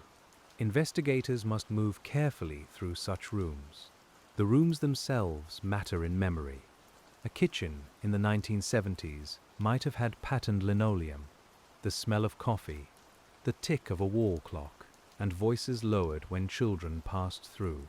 A person remembering decades later may not recall the exact date, but may remember the weather through a window or the feeling in a room after someone said something strange. Those sensory anchors can help investigators judge whether a memory has roots. You, as the detective tonight, would not treat sensory detail as proof by itself. You would treat it as texture around a possible truth. A remembered smell or sound may show that a person is recalling an actual moment, but the meaning of that moment still has to be tested. The Lyon case required that careful separation. Feeling is not fact, but sometimes feeling helps locate where fact may be hiding. The search of property tied to Welch's family extended this process into physical space. Investigators were not only asking people to remember, they were asking land to be checked against memory. That is difficult after so many years. Soil shifts, vegetation grows, structures change, yet a search can still reveal whether an account is plausible, whether a location matches a description, whether a route makes sense, and whether further inquiry is justified. You can picture a search team arriving early, when the air still holds the coolness of morning. Equipment is unloaded, boundaries are discussed. Someone studies a map. Someone else checks a note from an interview. Boots move through grass wet with dew.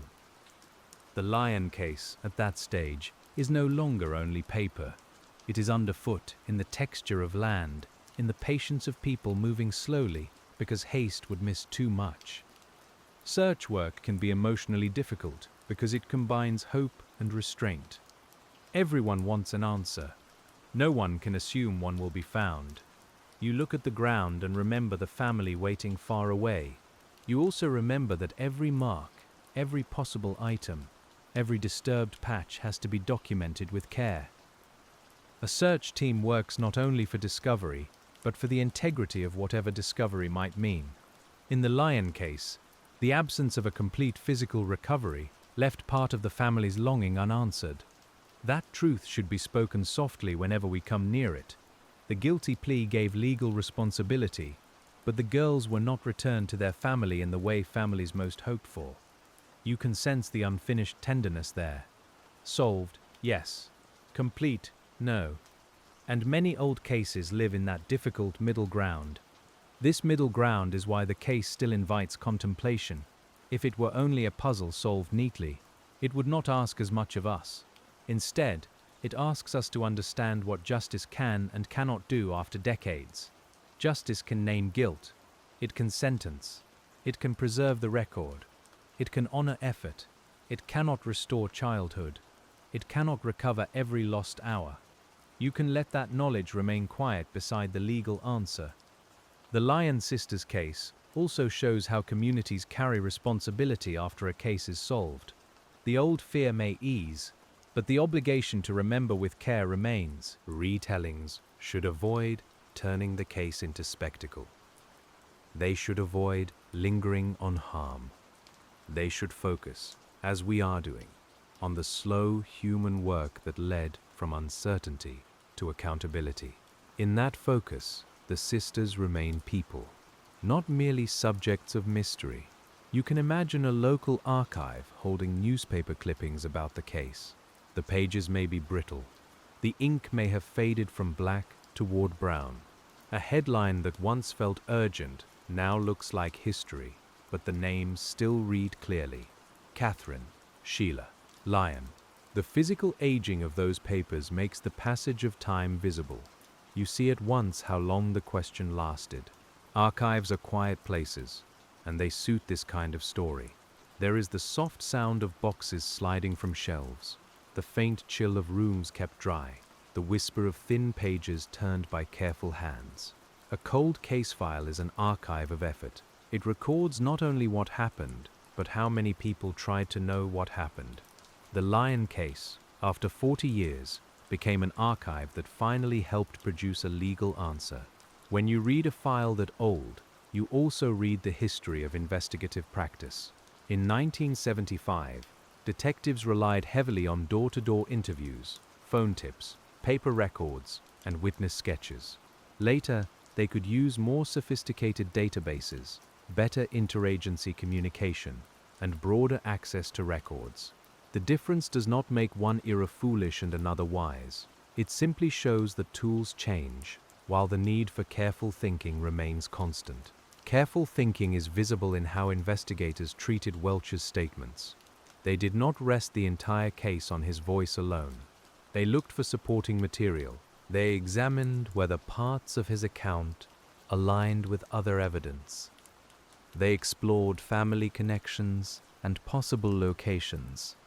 You can feel the slow weave of the investigation, each strand tested before it is allowed to hold weight. This weaving took place under public scrutiny, but not always in public view. Much of the important work happened quietly. Interviews behind closed doors, searches away from cameras, legal discussions without headlines. You and I are used to seeing cases through announcements, but the real movement often happens in the spaces between announcements. The Lyon sisters' investigation advanced in those spaces, where patient work is easiest to miss. The public announcement of charges in 2015 was one visible point. The guilty plea in 2017 was another. Between them lay preparation, review, negotiation, and the steady management of an old case moving through modern courts. You can imagine the case file growing even larger during those years, new documents added to old ones, fresh ink beside faded copies, current legal forms resting on top of reports written decades earlier. There is something moving about that stack of old and new paper. It shows the past and present occupying the same table. A report from 1975 might sit under a motion from 2017. The gap between them is enormous, yet the subject is the same. The Lyon case became a bridge across that gap, and everyone working on it had to walk carefully. The plea itself brought a measure of finality, but finality in court is not the same as finality in grief. You can know this without needing anyone to explain it loudly. A family may be grateful for the outcome and still feel the pain of everything no outcome can change. They may appreciate detectives and prosecutors while still wishing the answer had come decades earlier. Human feeling does not arrange itself neatly after a verdict or plea. The law, however, must arrange its language neatly. Guilty, sentence, record, custody. These words are stark because they have work to do. They create official consequence. The Lyon sisters' case needed that consequence, even if the emotional truth around it remained layered. You can hear both registers at once, the formal and the human, like two low notes sounding together in the same room. As we linger here, you might notice that the solved Lyon case is not a story of sudden brilliance, but of renewed attention.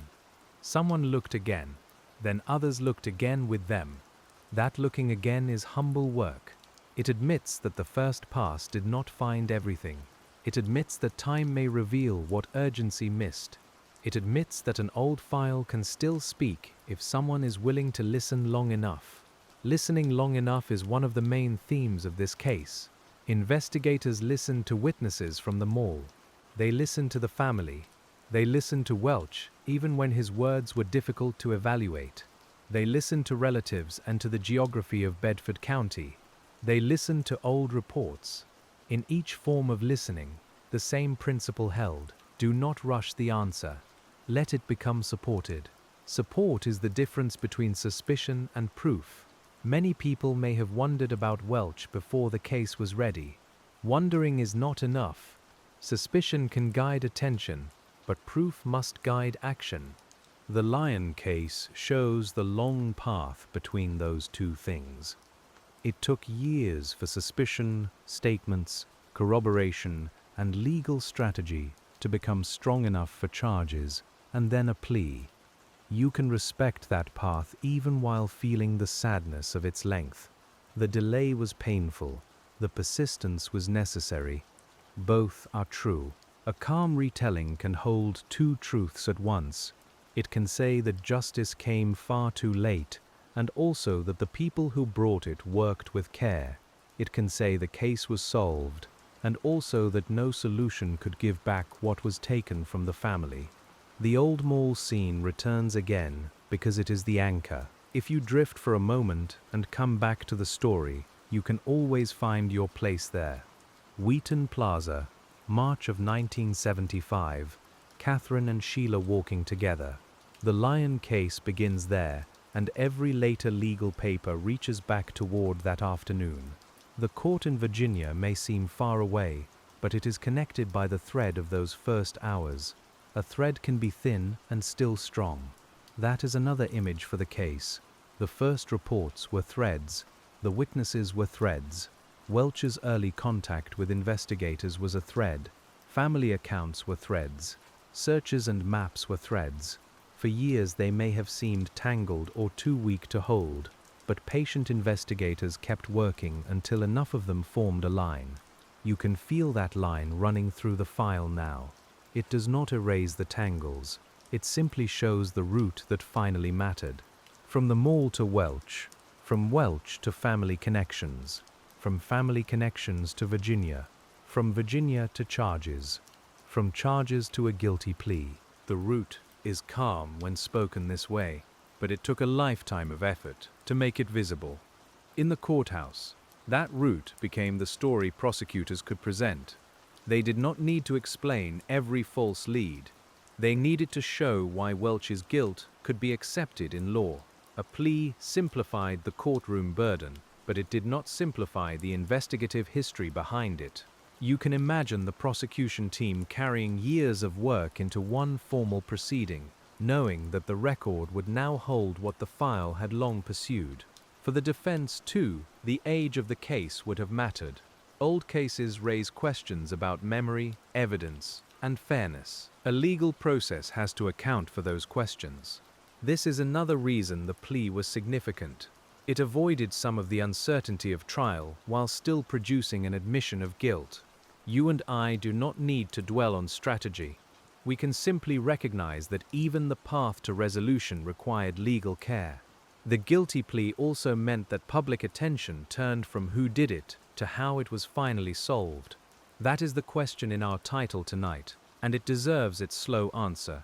The Lyon case was solved through the reopening of old records, the re-examination of Lloyd Lee Welch, the patient interviewing of connected people, the searching of relevant locations, and the building of a prosecutable case across state lines. Each part mattered. None alone explains it all. You can hear how ordinary those parts sound. Reopen, re-examine, interview, search, build. These are working words, not dramatic ones. They belong to offices, cars, archives, and courtrooms. They belong to people who show up again after disappointment. They belong to the kind of detective work that does not always look exciting, but can change the official history of a family after 40 years. The phrase, "after 40 years," should not become just a label. 40 years is a house aging, a neighborhood changing, a police department turning over, a courthouse docket filling and emptying many times. 40 years is enough for technology to transform and for public language to change. It is enough for people to forget details they once thought permanent. In the Lyon case, 40 years was also the measure of endurance.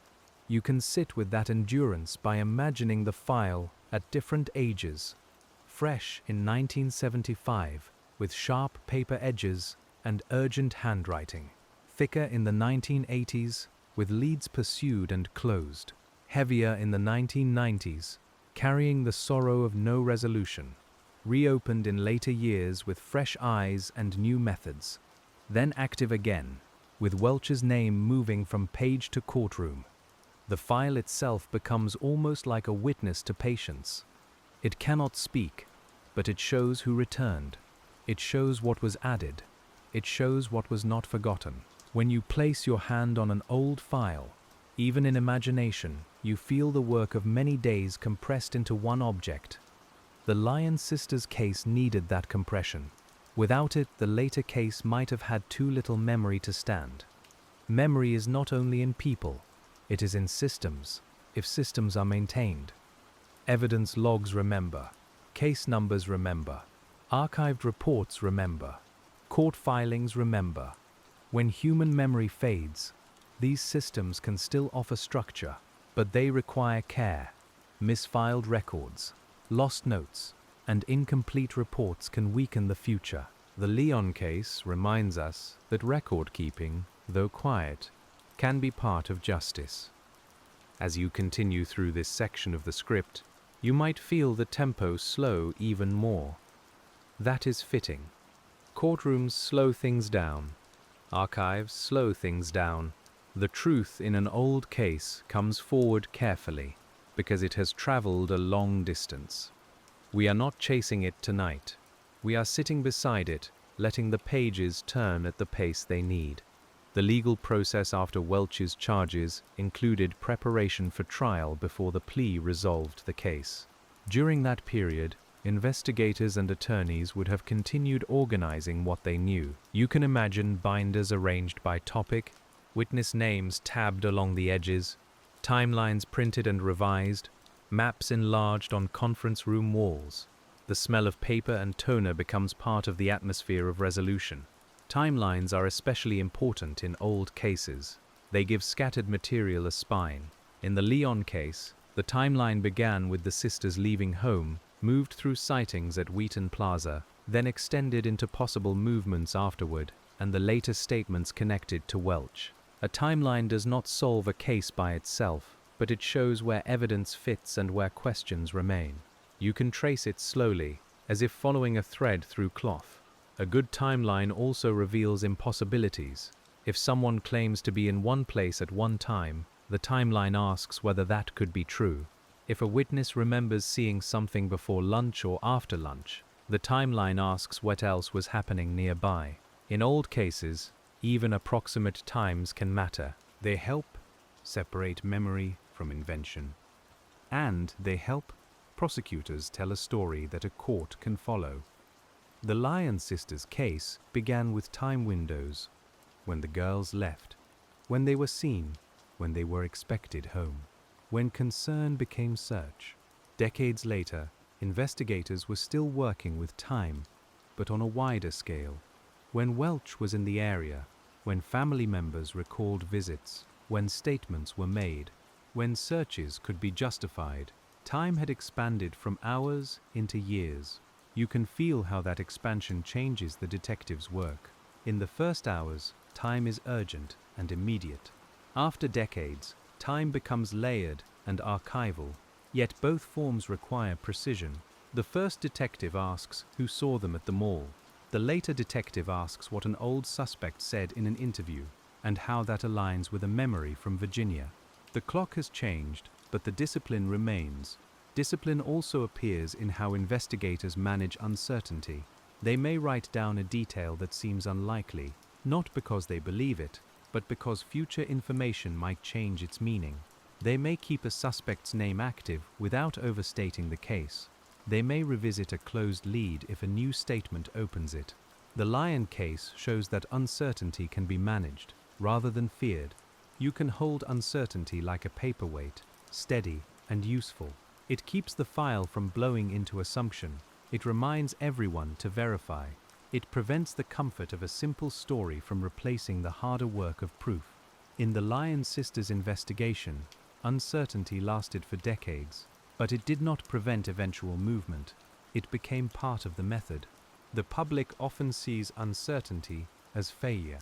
Detectives know it can be a condition of honest work. Saying we do not know yet is better than pretending. Saying this needs corroboration is better than rushing. Saying the case is open is better than closing it without cause.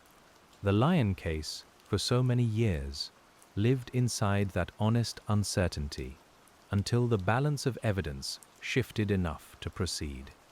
The shift involved Welch, but also the system around him. His statements mattered because investigators were prepared to test them. His family connections mattered because detectives were willing to pursue them across distance and time. The old mall reports mattered because someone preserved them.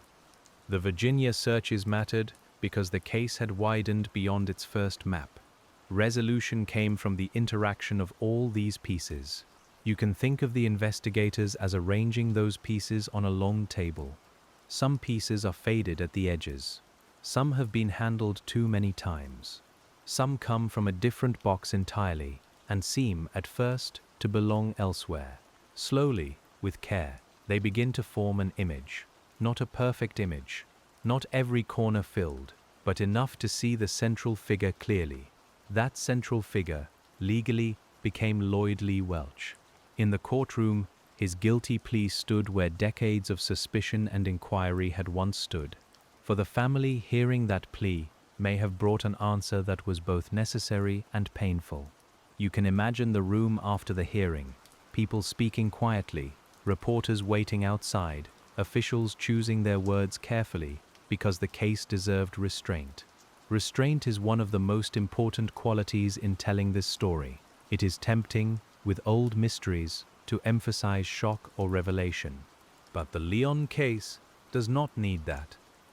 Its power is in the patience. Its sorrow is evident without embellishment. Its resolution matters because it was hard won. You can let the case speak in a low voice, and it remains more than enough. As we stay with the courtroom years, we can also notice the role of confession within the legal process. A confession or admission can feel decisive, but investigators know it still requires context. People confess for different reasons, and details may be incomplete or self-serving. In Welch's case, his eventual guilty plea became decisive in law. But the path to that plea involved years of testing what he said against what investigators could verify. That is why the Lyon case is not merely a confession story. It is a corroboration story. It is about how old words were checked against old facts. It is about how family statements, geography, and previous reports created a frame around Welch's admissions. You can hear the difference. A confession story may be brief. A corroboration story is slow, careful and better suited to the truth of this case. You sit beside the lamp and turn another page. The paper makes the small sound that old paper makes, neither crisp nor soft, but somewhere between. Outside, if we imagine the night around us, the world has quieted. Inside the file, the court language continues. Plea, sentence, responsibility. The words are formal, but after 40 years, they carry a kind of muted warmth because they mean the question was not abandoned. The answer came late, but it came through human work. That matters. It was not the file solving itself. It was not time alone. Time can bury facts as easily as reveal them.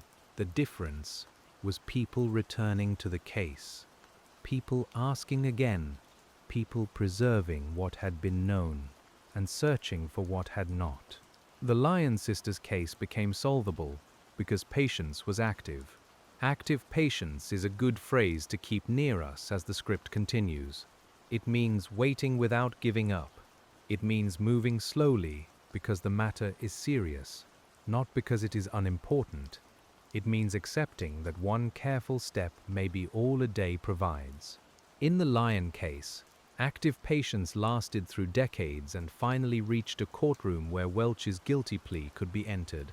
From the courtroom, the story begins to move back outward again, toward the investigators who carried the answer home, toward the community that had waited with the family, and toward the old file that, after so many years, could finally be marked in a different hand. From the courtroom, the story begins to move back outward again, toward the investigators who carried the answer home, toward the community that had waited with the family, and toward the old file that, after so many years, could finally be marked in a different hand. You can imagine that hand pausing before it writes, because changing the status of the Lyon case was not a small clerical act. A case file can sit open for decades with a certain kind of silence around it, and when the word solved finally comes near, it has to be placed there carefully.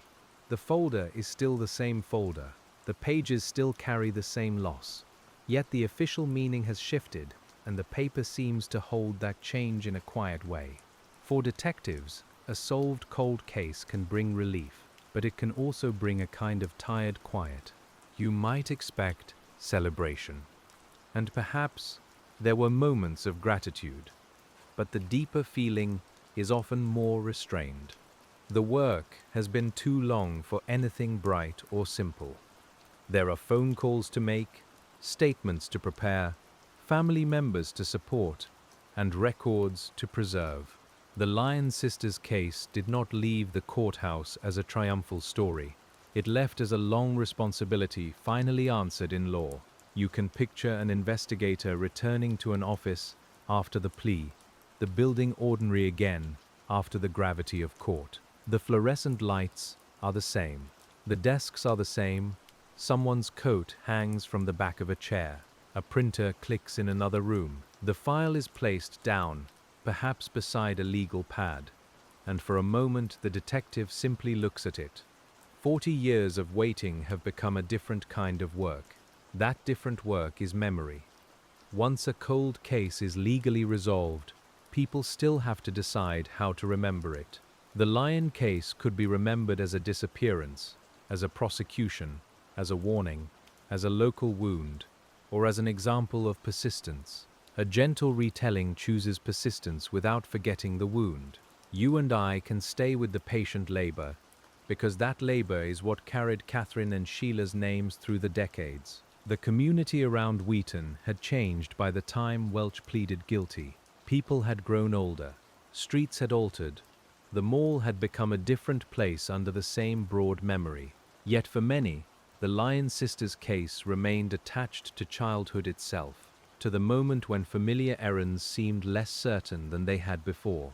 You can imagine neighbors remembering where they were when they first heard, the way some local stories become personal time markers. A person might say, "I was in school then," or "My mother stopped letting us walk alone after that," or "I remember the posters near a store entrance." Such memories are not investigative proof, but they show how deeply a case can enter ordinary life. The Lyon case lived in those recollections as well as in official files. It belonged to the police, yes, but also to the families who whispered about it across kitchen tables. When the guilty plea came, those private memories stirred again. You can picture someone reading the news on a quiet morning, the light from a phone or newspaper resting on the table, a cup of coffee cooling beside it. The name Lloyd Lee Welch appears, and with it the old names, Catherine and Sheila Lyon. For that reader, the case is suddenly not just history. It is the return of a question they had carried without noticing its weight. This is one of the strange qualities of long cases. They can sleep in a community and then wake all at once. The answer may come in a headline, but the feeling behind it was stored for years in people's minds. You and I can let that happen slowly in the narration. The solved Lyon case was not new news in the ordinary sense. It was old news finally changing its shape. Detectives who work cold cases understand that public memory has value, but also limits. It can preserve names and pressure. It can keep a case visible, but it can also blur facts into familiar phrases. That is why the official file remains so important. The file does not remember perfectly, because no human system does, but it holds dates, reports, statements, and decisions with more discipline than rumor can offer. You turn back to the file now, and the contrast between memory and record becomes clear. Memory says the girls went to the mall and never came home.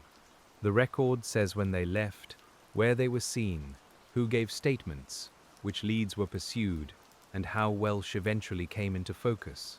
Both kinds of knowing matter. One belongs to the heart of the community. The other belongs to the patient structure of investigation. The Lyon case was solved because the structure remained available. Even when leads failed, the case did not evaporate. Even when public attention dimmed, the file did not vanish. Even when detectives retired, the notes stayed behind. You can almost feel the steadiness of that preservation, like a shelf holding weight in a dim archive room. It is not dramatic, but it is one of the reasons an answer could come so late. Every cold case has a danger of becoming too old in the mind of an institution. Too old to prioritize, too old to search, too old to prosecute, too old to explain. The Lyon sisters' case resisted that fate because people kept returning to it. Family members, investigators, prosecutors and community members all contributed to that resistance, even when they did not know whether it would lead anywhere. Resistance, in this sense, can be quiet and faithful. You can imagine a retired detective hearing that Welsh had pleaded guilty and thinking back to early days of the search. Perhaps they remember the phones, the maps, the witness interviews, the pressure to find the girls quickly. Perhaps they remember a name that crossed a desk and did not yet reveal its meaning. A cold case resolution can reach backward through time, touching people who worked before the answer was visible. It can also touch younger investigators who entered the case later. They inherit the sorrow, but they also inherit the responsibility. You can picture a cold case detective opening the Lyon file for the first time, knowing it is famous, knowing it is painful, and knowing that fame does not solve anything by itself. The first act is still simple. Read, listen, compare, then read again. Reading again is an investigative skill. The first reading gives facts. The second gives structure. The third may reveal tension. A statement that seemed ordinary begins to feel oddly placed. A witness description aligns with a later admission. A family connection becomes more important than it first appeared. The Lyon case rewarded repeated reading because its later solution depended on seeing old material through a new arrangement. You can feel this as you sit beside the lamp. You read a paragraph and then return to the top of it. The paper is slightly rough under your fingertips. Outside the imagined window, traffic has thinned. Inside, the file remains steady. You are not looking for a dramatic twist. You are looking for the quiet point where one page begins to speak to another. In the Lyon case, those conversations between pages eventually pointed back to Welch. He had been linked to the investigation early, and his later statements gave investigators reason to examine him with renewed seriousness. This is not the same as saying the case was obvious all along. It is saying that old investigations can contain dormant significance. A detail may wait for decades until the surrounding facts allow it to matter. That idea can be calming in its own way. It suggests that careful work is not wasted simply because it does not produce immediate resolution. A witness statement may wait. A report may wait. A map notation may wait. The Lyon sisters' case reminds us that waiting, when paired with preservation and later attention, can still have purpose. Not all waiting is empty. Yet the waiting in this case was deeply costly for the family. We should not soften that too much. 40 years is a lifetime of unanswered questions. It means holidays, birthdays, family changes, and quiet evenings shaped by absence. You can honor that by keeping the tone gentle and by not using the family's pain as suspense. The case is already heavy enough. It asks for care, not embellishment. As you move through the later pages, you may notice how often different kinds of patience overlap. The family's patience was emotional, though it was not chosen in any simple way. The detective's patience was procedural, built from repeated tasks. The prosecutor's patience was legal, waiting until the case could be supported. The community's patience was memorial, keeping the sisters' names from fading completely. Together, these forms of patience created the conditions for resolution. The actual solving of the Lyon case did not happen in a single room. It happened across many: a police interview room, a family kitchen, a records office, a rural search site, a prosecutor's conference room, a courtroom in Virginia. You can walk through these rooms slowly in your mind, noticing the different smells and textures: old paper, coffee, rain on coats, damp soil, polished wood. Each room held one portion of the answer. The interview room may be the room we return to most often now, because Welch's statements were central to the later case. You can imagine the detective entering with a folder, not as someone expecting truth to arrive whole, but as someone prepared to sort through fragments. The chair is hard. The recorder sits near the middle of the table. A clock on the wall moves almost too loudly. The questions begin again. What did you see at Wheaton Plaza? Who were you with? Where did you go after? What did your relatives know? Why did your account change? These are plain questions, but plain questions can do steady work. In cold case interviews, the goal is not to create a dramatic confrontation. The goal is to make the account meet the record and to see what happens when it does. When an account shifts, the investigator listens for reasons. Fear can shift a story, shame can shift it. Self-protection can shift it, confusion can shift it, especially after many years. A false story can shift because it has no stable center. A true story can shift because memory is imperfect. You can see how much judgment is required, and why investigators in the Lyon case had to move carefully. They also had to be patient with the people around Welch. Relatives and acquaintances may have had their own reasons for silence or uncertainty. Some may have remembered pieces only after repeated conversations. Some may have offered details that needed strong corroboration before they could be useful. You can imagine those interviews unfolding in living rooms, offices, or small sheriff's department spaces, with voices low and the past moving uneasily through the air. The sensory world of those interviews matters because memory often arrives through it. A person might remember a certain car because of the sound of its engine. They might remember a house because of the smell of wood smoke or cooking. They might remember a conversation because it happened near a window during rain.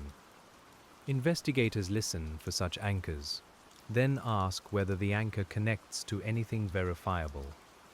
In the Lyon case, the Virginia connections gave the investigation a physical landscape to examine. Roads, houses, properties, and remembered visits became part of the evidentiary field. You can imagine investigators driving those roads with old statements in mind, noticing distances, turns, and the amount of time a route might take. A map becomes more real when the body travels it. The file leaves the desk and enters the weather. Weather changes how we imagine investigative work. A clear day can make a place seem open. Rain can make it closed and inward. Cold can stiffen hands around a notebook. Heat can make a long search feel slower still. In Bedford County, searchers working in relation to the Lyon case would have felt the land not as an idea, but as mud, brush, slope, and distance. The body learns what the map only suggests. That physical experience can confirm or challenge a statement. If someone describes a quick trip that the road makes unlikely, investigators notice. If a house sits where a person said it did, the account gains one small support. If property boundaries or old structures match a memory, the file adjusts. These adjustments are rarely dramatic by themselves. They become meaningful through accumulation. Accumulation is the word that keeps returning. The Lyon sisters' case. Accumulated reports, tips, statements, doubts, searches, and eventually proof enough for a plea. You can picture a scale with evidence placed gently on one side over many years. One item barely moves it. Another adds a little, then another. At some point, the balance changes. The shift may look sudden to the public, but the weight was placed there slowly. In 2015, when Welch was charged, that balance had changed enough for prosecutors to act. You can imagine the seriousness of that decision. Charging a man in a 40-year-old case is not a gesture. It is an assertion that the evidence can be carried forward despite age, despite difficulty, and despite scrutiny. The Lyon case had reached that point through persistent inquiry, and once it did, the court process began shaping the final public answer. The years between charge and plea were also part of the patience. Legal proceedings take time. Motions are filed, evidence is reviewed, attorneys confer, judges schedule hearings. Old witnesses may need to be located or considered. The family waits again, this time with the case moving but not yet resolved. You can feel the difference between waiting in silence and waiting while the law moves slowly. Both require endurance. During that time, the case existed in a state of formal expectation. People knew an answer might be coming, but not exactly how. A trial remained possible until the plea resolved it. You can imagine the family preparing themselves for different outcomes, listening to legal explanations, and carrying private emotion through public steps. In long cases, even progress can be tiring. Progress asks the heart to wake up old pain.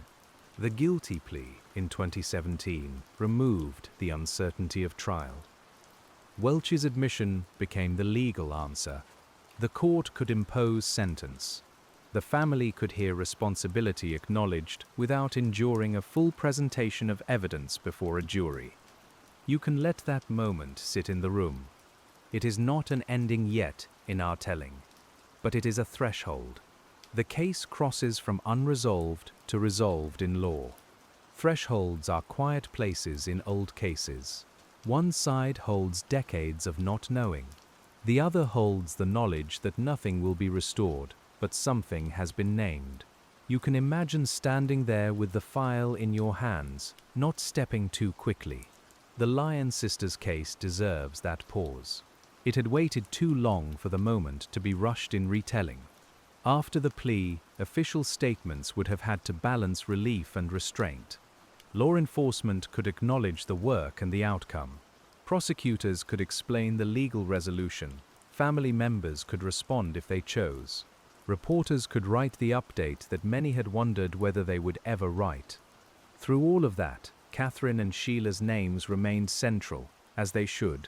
You can hear the difference between a sensational headline and a careful sentence. A careful sentence does not reach for shock. It says what happened and remembers who matters. The Lyon case is better served by careful sentences. It was never just an old mystery solved at last. It was a family's long wait, a community's remembered sorrow, and a patient investigation that finally produced accountability. Accountability, once entered in court, also enters the archive. Future researchers, reporters, detectives, and family members can look back and see not only that the girls disappeared, but that Lloyd Lee Welch pleaded guilty in their deaths. The case record changes for everyone who comes after. That is one of the law's functions. It creates a durable public statement, something more stable than rumor and less fragile than memory. You can imagine a future reader opening the file years from now. They may not feel the original urgency. They may know the case only from old articles or a brief mention in a book. But the record will guide them. It will show the disappearance, the long investigation, the renewed focus on Welch, the Virginia charges, and the guilty plea. In that way, the work done by detectives and prosecutors continues to speak.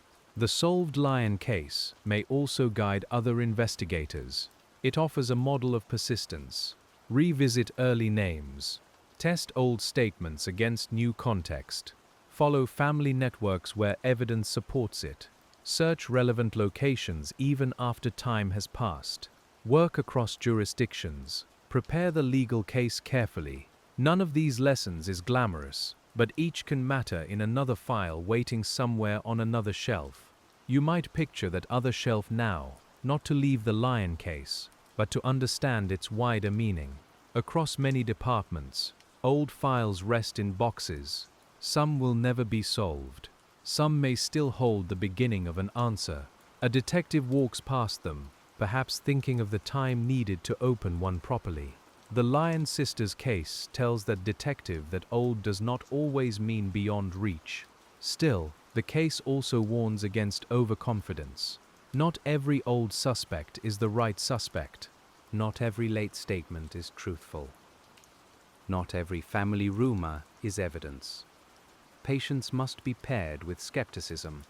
The investigators in the Lyon case had to test, corroborate, and prepare.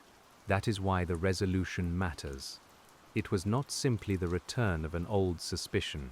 It was an old suspicion brought through evidence into court. You can feel the steadiness of that distinction. Suspicion belongs in the margin until proof draws it inward.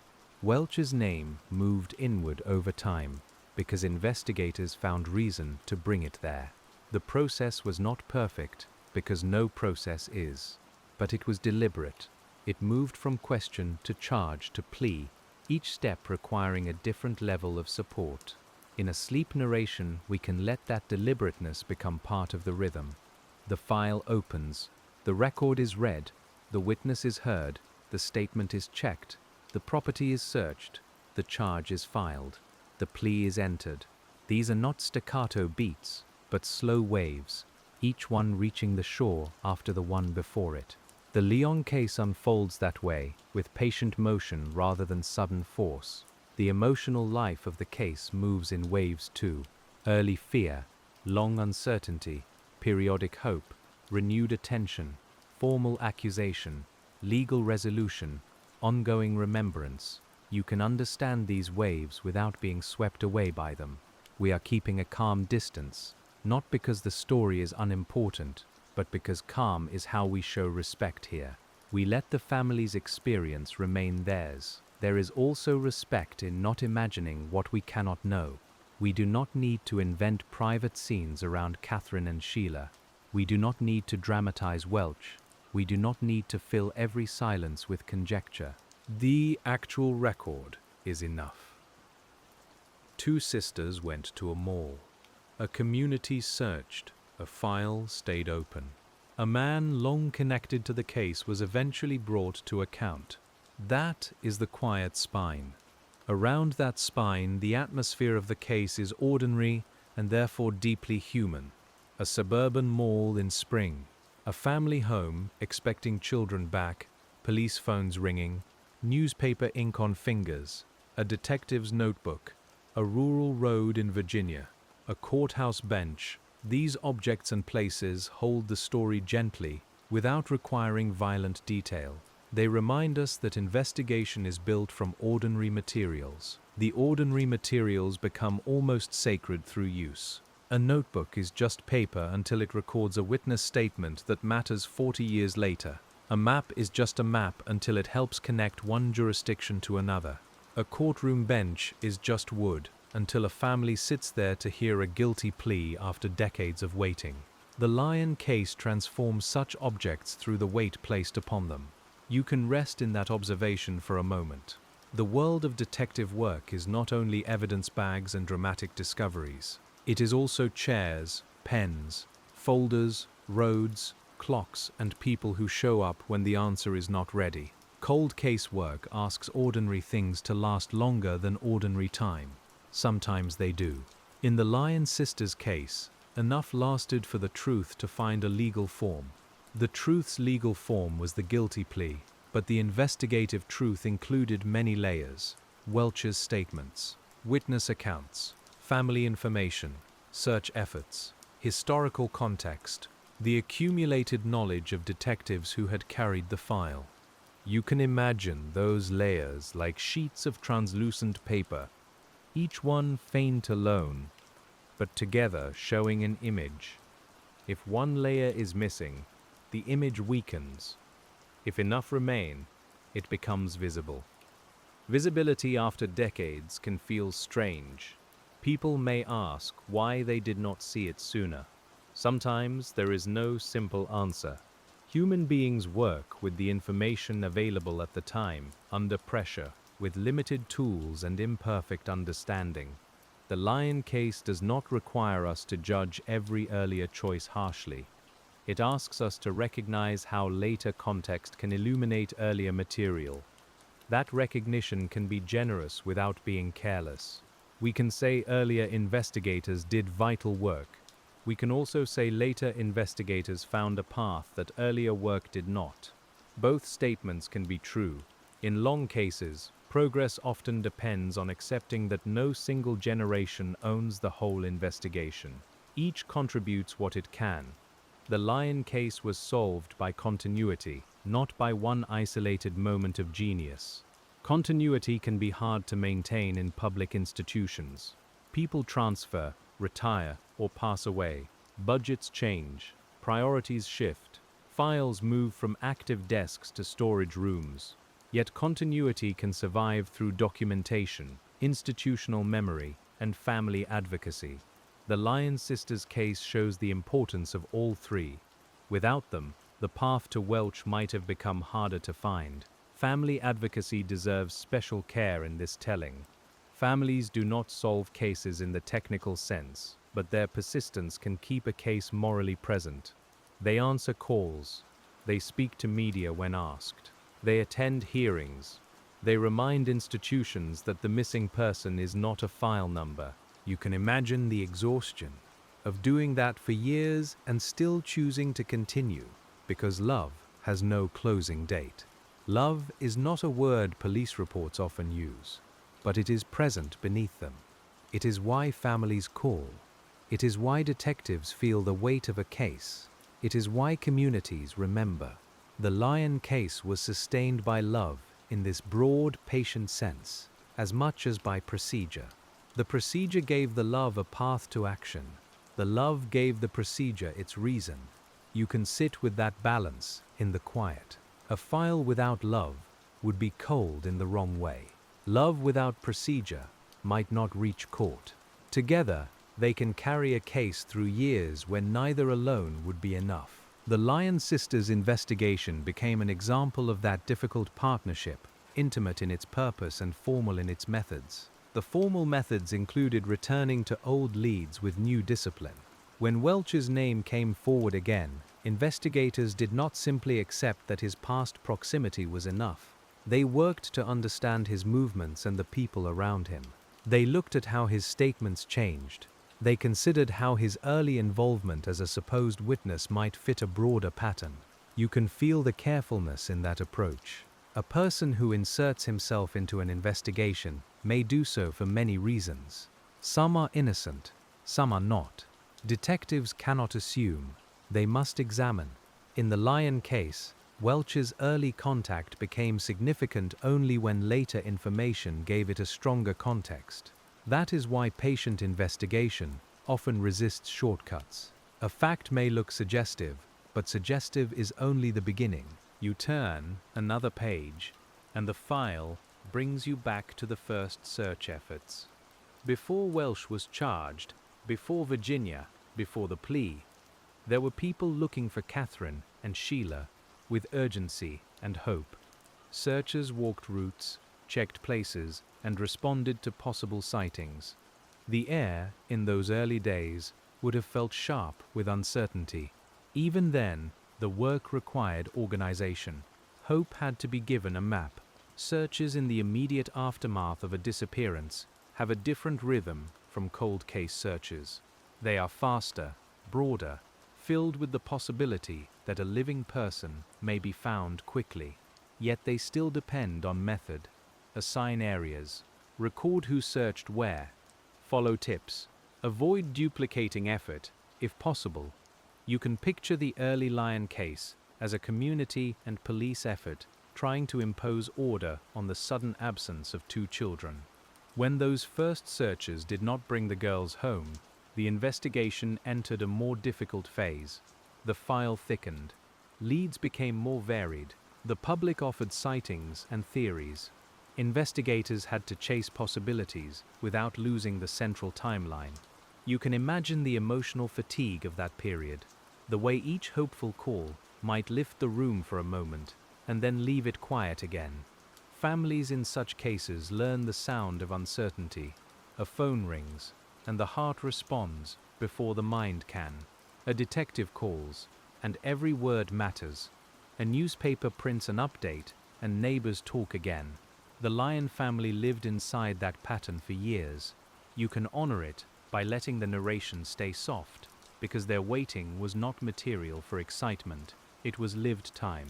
As years passed, the investigation became less visible. But less visible does not mean gone. Leads may have slowed, but they did not stop entirely. Cases like the Lyon sisters case often receive periodic attention when anniversaries arrive, when new investigators are assigned, when a related suspect emerges, or when a person calls with delayed information. Each return gives the file another chance to rearrange itself.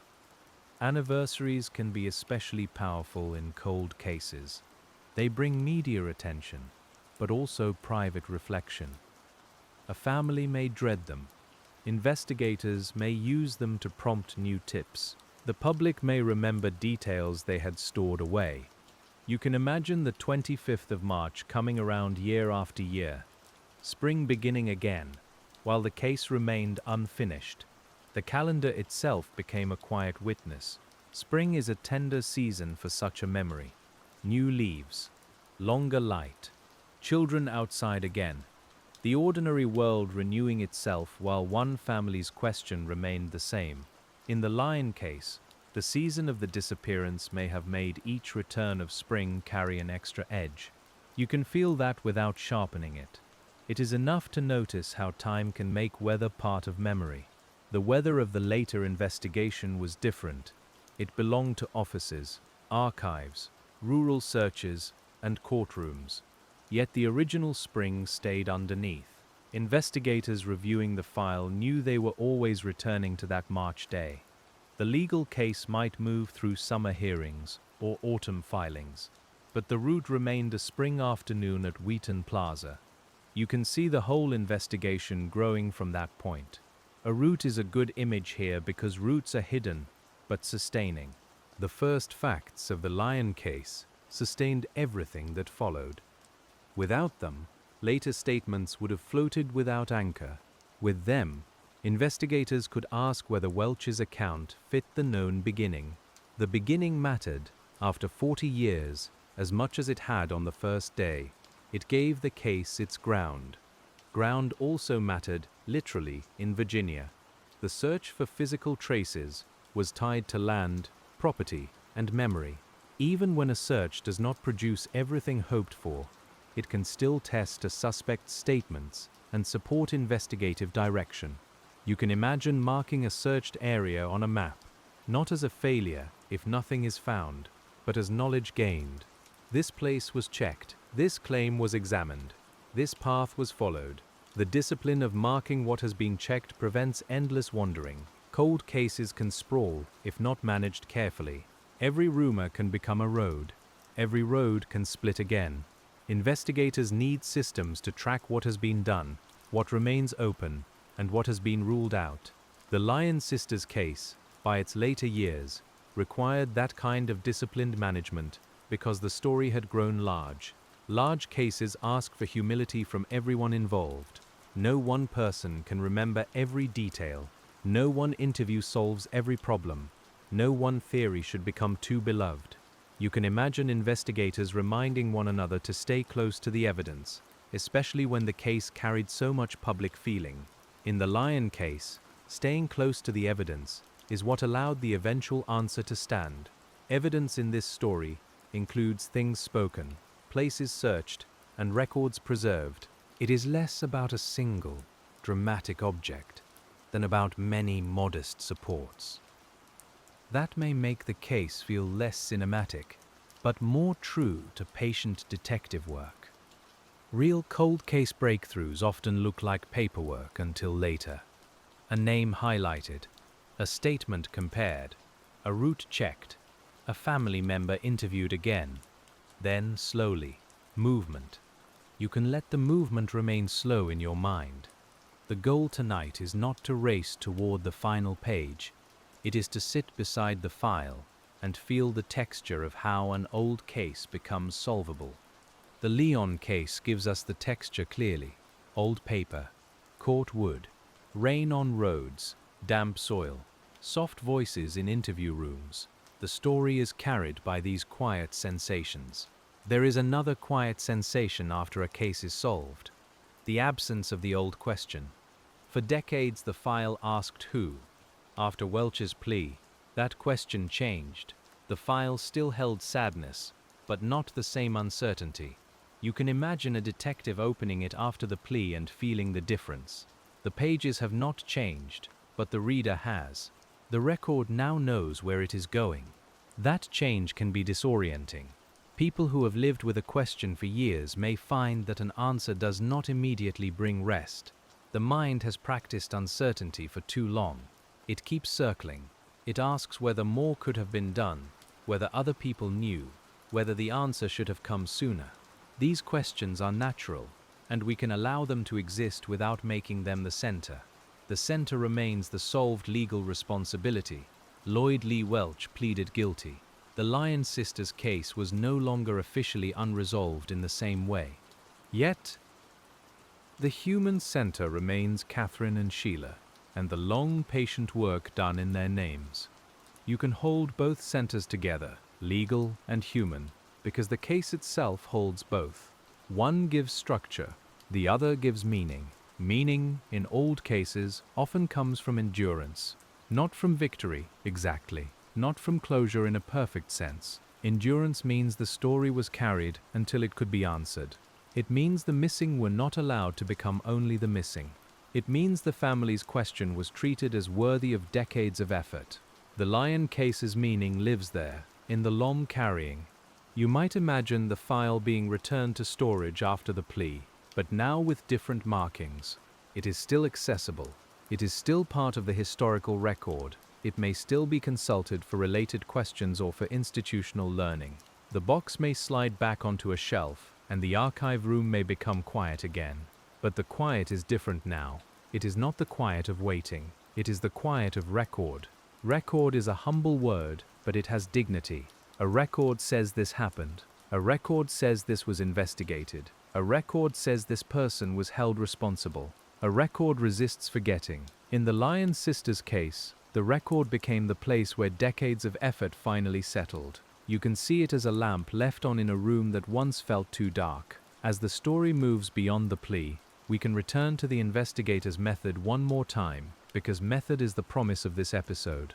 How was the Lyon case solved after 40 years? It was solved by refusing to treat age as an ending. It was solved by returning to Welch, by listening again, by checking his words, by following family connections, by searching Virginia, and by building a case strong enough to become a guilty plea. Each of those phrases contains many smaller acts. Returning to Welch meant reviewing old contact and conducting new interviews. Listening again meant hearing both what was said and what changed. Checking his words meant maps, dates, witnesses, and family statements.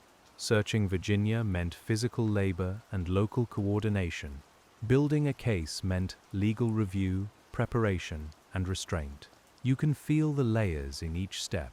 The beauty of patient detective work, if we may use such a gentle word for such a serious matter, is that it gives small acts time to matter. One interview may not solve anything. One report may not. One map may not. But together, if handled carefully, they can make truth more visible. The Lyon sisters case is an example of small acts enduring long enough to become consequential.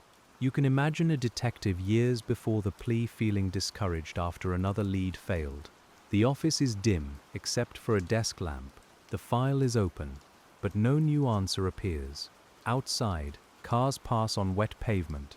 The detective closes the folder, perhaps thinking they will return tomorrow.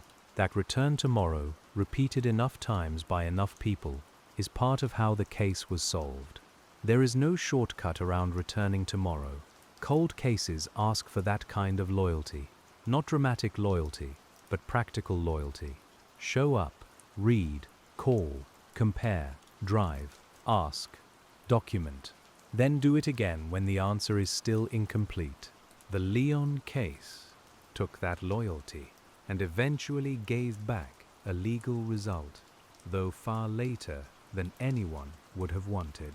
As we continue, the story can widen into what the Lyon case teaches about the future of old investigations, while still keeping Catherine and Sheila's file in front of us. Every cold case solved after decades becomes a message to other families. It says that time is a strong barrier, but not always an absolute one.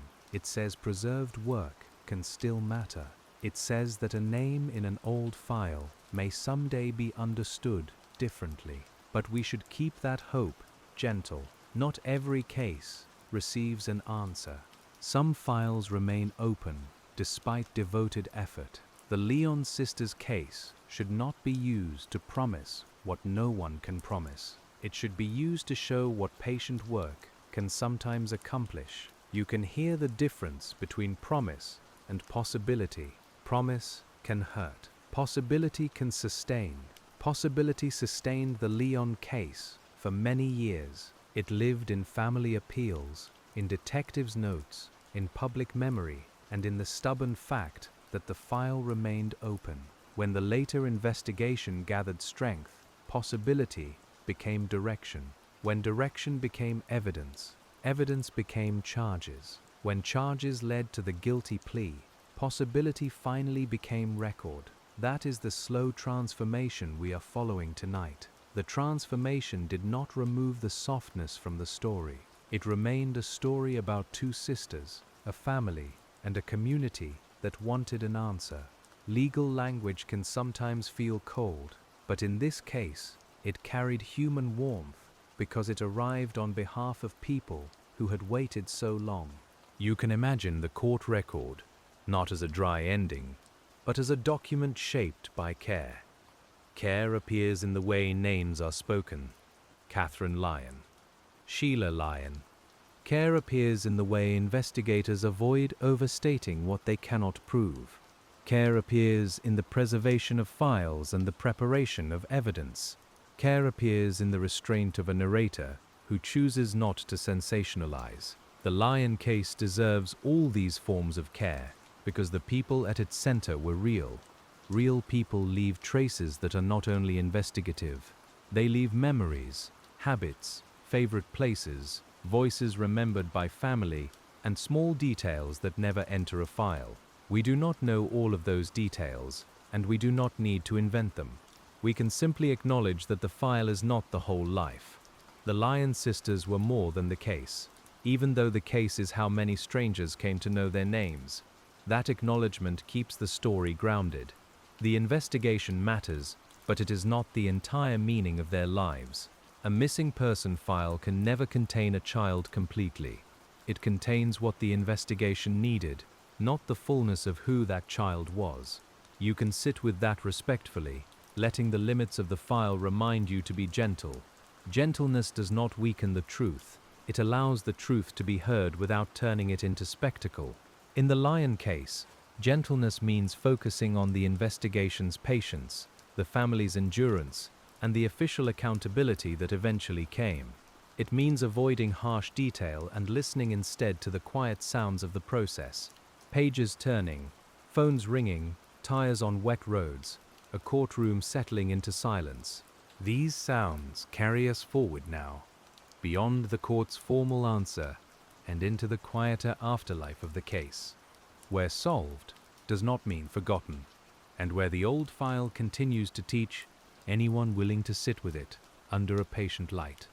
These sounds carry us forward now, beyond the court's formal answer and into the quieter afterlife of the case, where solved does not mean forgotten, and where the old file continues to teach anyone willing to sit with it under a patient light. You can leave the courthouse in your mind and return to the archive room, where the folders rest without urgency, and the air carries that dry paper smell that belongs to long-kept records. The Lyon case no longer asks the same question it asked for so many years, but it still asks to be remembered with care. In real life, the Lyon sisters' case is legally solved. Lloyd Lee Welch pleaded guilty in September of 2017 to the deaths of Catherine and Sheila Lyon, and he received a sentence of 48 years. Their remains were not recovered, and that absence stayed with the family even after the court gave its answer. So the case does not remain open as an unsolved mystery in the legal record, but it remains tender in the human record, because some losses can be answered without ever being made whole. You can let that distinction rest where it is. The investigators found the person the law could hold responsible, and the long file finally had a place to settle. Yet the sisters remain more than the case, more than the mall, more than the court papers, and more than the name of the man who pleaded guilty. In this quiet room of memory, Catherine and Sheila can be held first as children who were loved, and then as the reason so many people kept working after the easy years had passed. And now, the lamp can burn lower. The file can stay closed for tonight, not because every silence has been filled, but because the truth that could be brought forward was brought forward, slowly, patiently, after years of waiting. The room is still, the papers are resting, and the Lyon case can grow quiet now, and so can you.